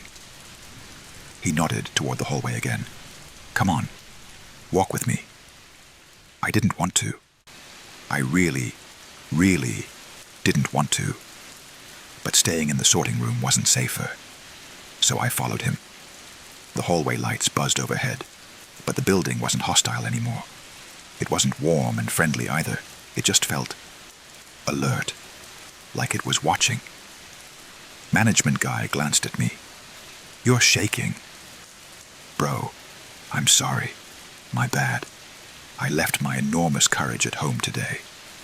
He actually laughed. Relax. You survived the worst part. That's what everyone says right before something worse happens. He didn't deny it. We walked past the mail chute, the same one that knocked earlier, except now, it was silent, completely. Management guy tapped it lightly. You know what used to live in there, right? No. He smirked. It delivers outgoing mail, things that are no longer needed here. I frowned. So the black envelope was trash, he said simply. A mistake. Something leaking through. Happens sometimes. Trash should not contain black blood, I whispered. He shrugged. This building handles more than human mail. Bro. Every sentence this man said made my soul lose 5 HP. We passed the break room. The lights inside flickered once, almost politely. He gestured inside. Sit. I obeyed because what else am I supposed to do? He sat across from me like we were in a job interview. Let's make this simple, he said. You have 3 options. He held up 3 fingers. Option 1, you quit. I perked up. Yes, that one. I love that one. He smirked. You quit. And he finds you within a week. Never mind. Next. Option 2. You stay employed.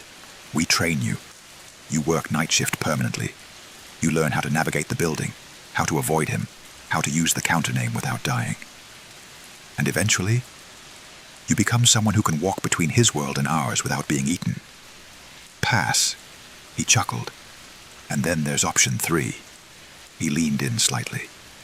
You become management. I stared at him. Like, your job. Yes. I don't want your job. You will. He said it casually. Too casually. I squinted.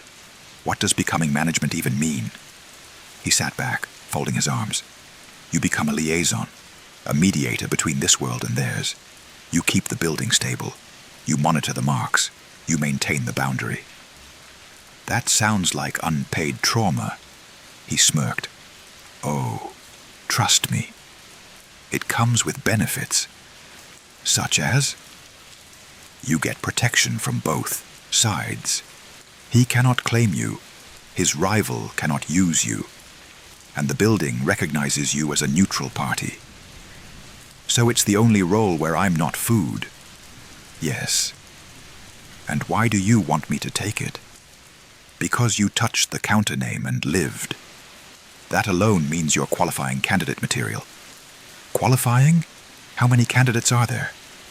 You're the second. And the first? He looked away. Didn't make it. Cool. Love that for me.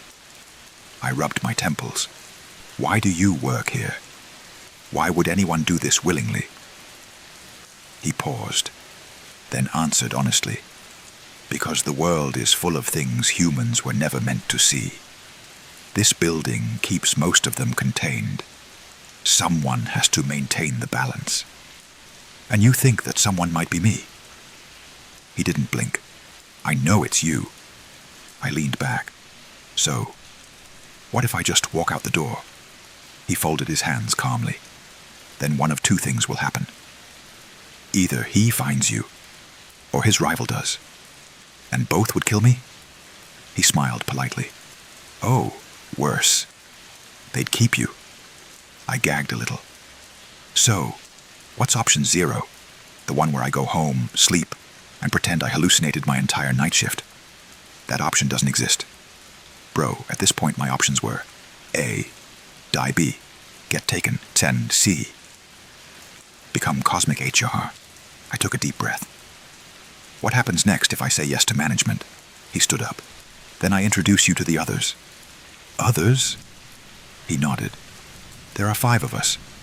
Each oversees a different part of the building. You've only seen my sector. I blinked.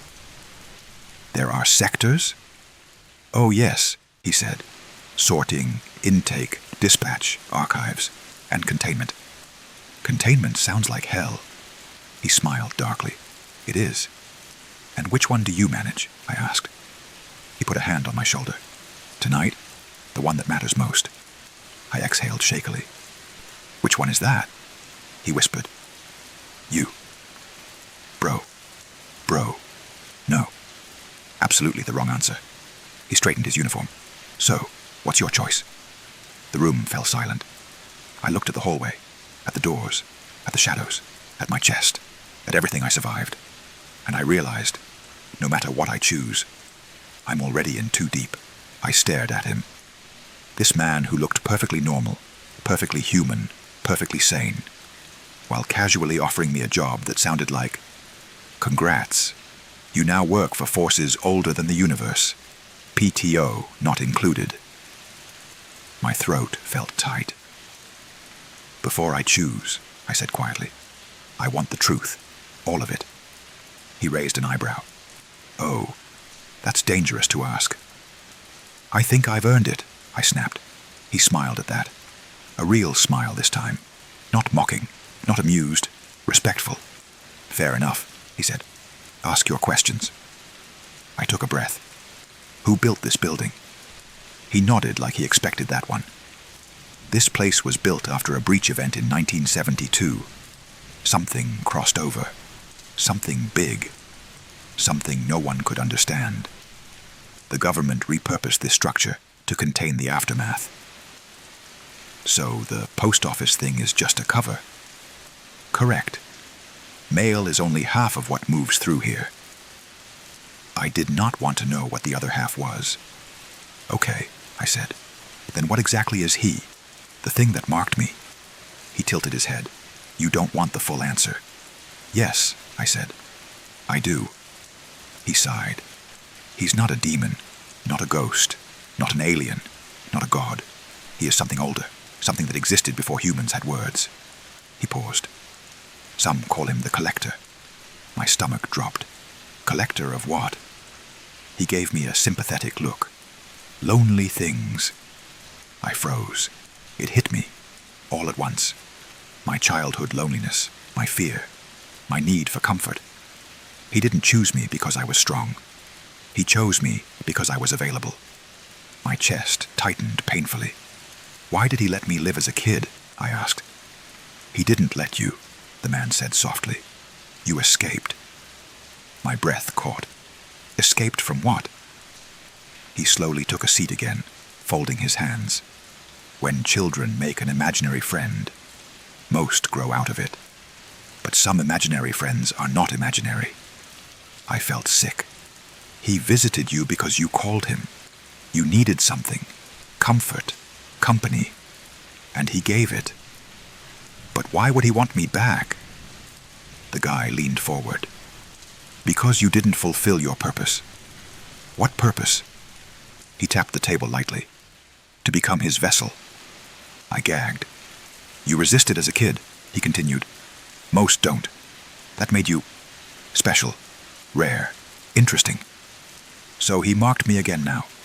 Yes, because now you're old enough. My skin crawled. I asked the next question slowly, shaking. What happens if I join management? He smiled. Then the collector loses the right to claim you. Permanently. You become neutral territory, protected by rules even he has to follow. And if I don't? He shrugged. He will eventually find a way to finish what he started. The room felt colder. Okay, I whispered. Last question. He nodded. Who do you work for? The collector or the counter name? His eyes darkened. Neither, he said. We serve the balance. That sounds like a dodge. It isn't. Then who signs your paycheck? He chuckled. No one signs our paycheck. We've been here too long for that to matter. A chill ran across my arms. How long is too long? I whispered. He looked me dead in the eyes. I stopped aging in 1989. I leaned back instinctively. You're telling me if I take this job, I stop aging too? He nodded once. Silence filled the room. He let me sit with that, let me feel the weight of it. And then he stood, adjusting his uniform. You've seen the truth now, he said calmly. You survived him. You survived the mark. And you opened the cabinet without dying. That already makes you one of the strongest candidates we've ever had. He stepped toward the hallway. The building seemed to lean with him. So here's your final choice, he said. His voice steady, firm, certain. Walk out that door and take your chances with the collector. He gestured to the exit. Or follow me and take your place among management. My heart pounded so hard, I could feel it in my teeth. My life, my real life, felt 1,000,000 miles away now. No matter which path I chose, I wouldn't be normal again. Couldn't be. The building creaked around us, lights dimming, waiting for my answer. I stood slowly, looked at the exit, looked at him, looked at the mark on my chest, the faint echo that wasn't his anymore. And I finally said, the words were right there in my throat, stuck, heavy, impossible to push out. Both choices sucked. Both. Walking out meant being hunted by a cosmic clingy ex who could sniff out my soul. Staying meant becoming part of a system run by people who stopped aging during the Cold War. But one thing hit me harder than everything else. I didn't survive all this, just to die off screen later. So I lifted my chin, staring straight at him. My voice cracked. I'll join management. He didn't smile, didn't cheer, didn't congratulate me. He just nodded, like I'd chosen the only real option. Good, he said softly. You made the smart choice. Then he turned and walked into the hallway. I followed. The building seemed different now. The lights hummed deeper, the walls creaked lower, like it was acknowledging me, welcoming me, disgusting. We walked deeper and deeper until we reached a door I'd never noticed before. A big one, steel, reinforced, covered in symbols I didn't recognize. It looked less like a door and more like the entrance to a vault that should not be opened. What is this? I whispered. The elevator, he said. This looks less like an elevator and more like a SCP containment chamber. He smirked. Close enough. He placed his hand on the door and whispered something under his breath. Too quiet for me to hear. The door unlocked with a deep, echoing thud. Inside was weirdly normal. An elevator, carpeted, fluorescent light overhead. A little metal panel with buttons. except the buttons weren't numbered. They were labeled with symbols. Symbols that curled and twisted like they were alive. He stepped inside. "Get in." I hesitated at the doorway. "Is this going to drop me into hell?" "No," he said. "Management offices are on sub-level 9. "That sounds worse." "It is." I stepped in. The doors closed behind us. Not sliding, but sealing. Like a vault. He pressed a symbol that looked like an eye crossed with a spiral. The elevator began moving. Down. Not smoothly, not gently.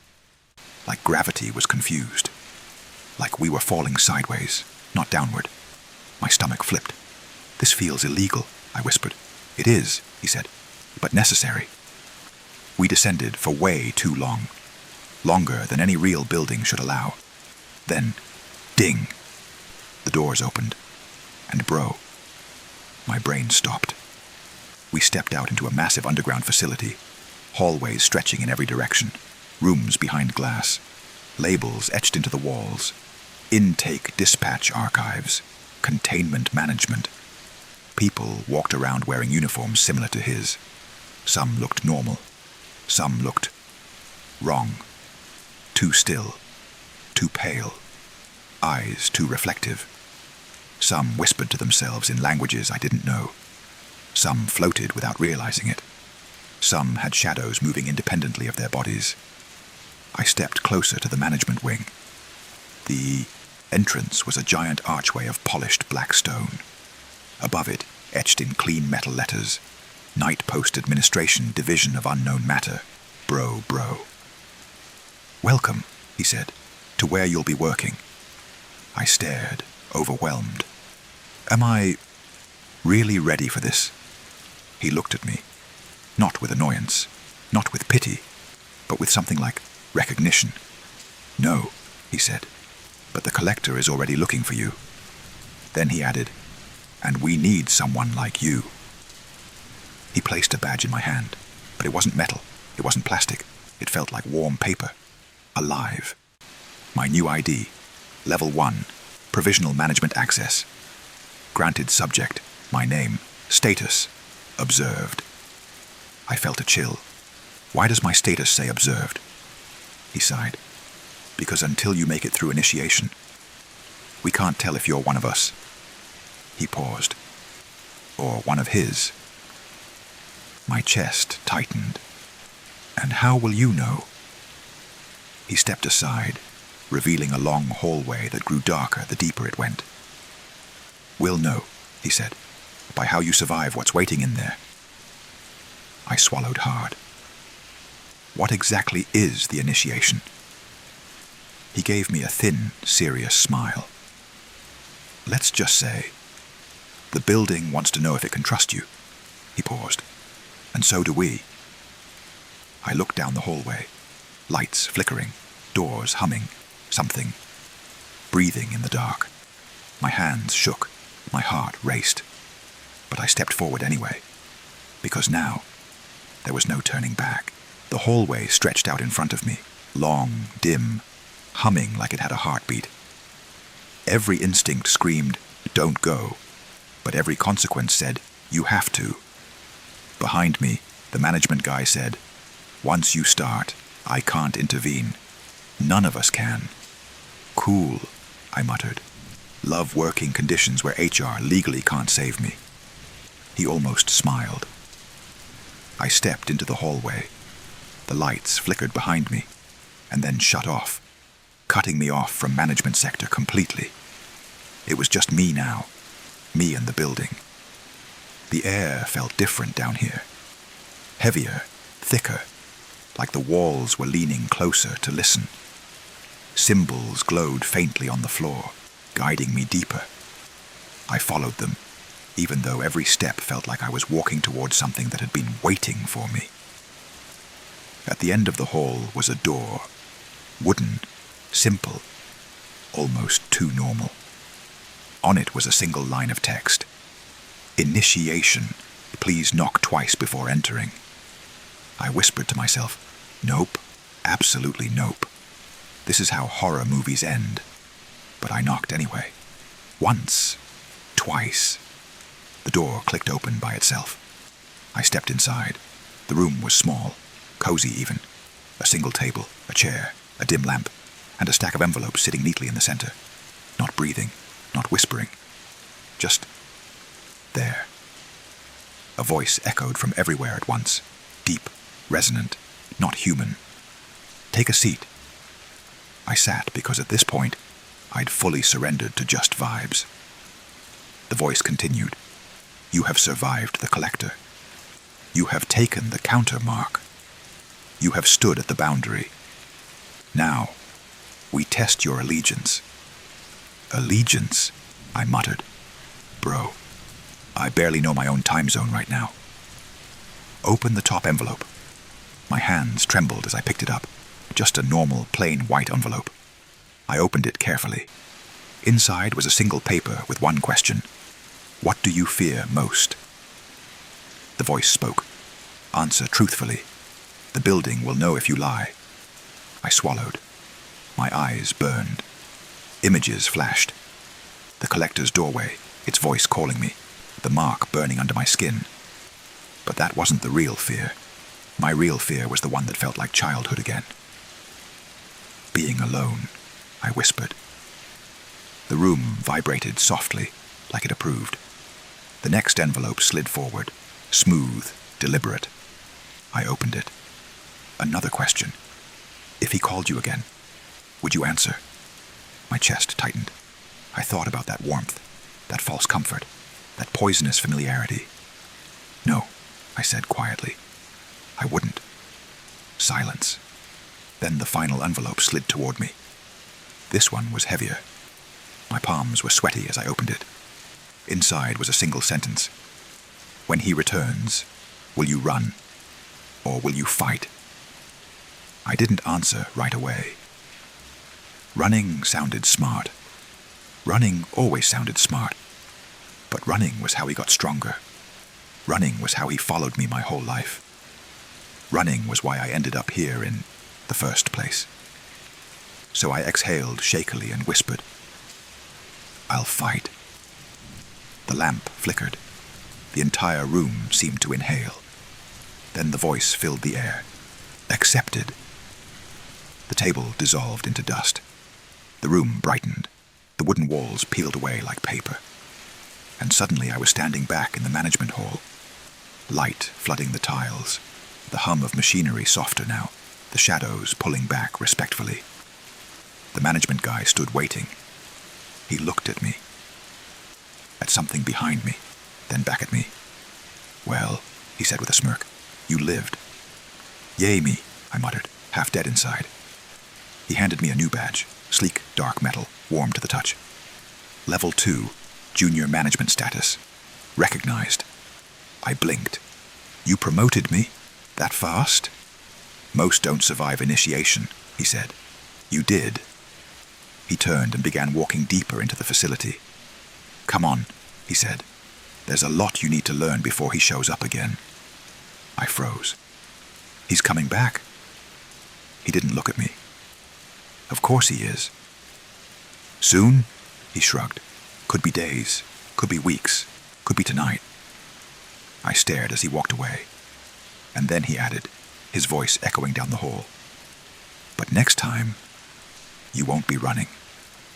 I looked at the badge in my hand, looked at the endless hallways, looked at the flickering lights, looked at the world I never asked to join, and whispered to myself, I really should have worked at Starbucks. The end, for now.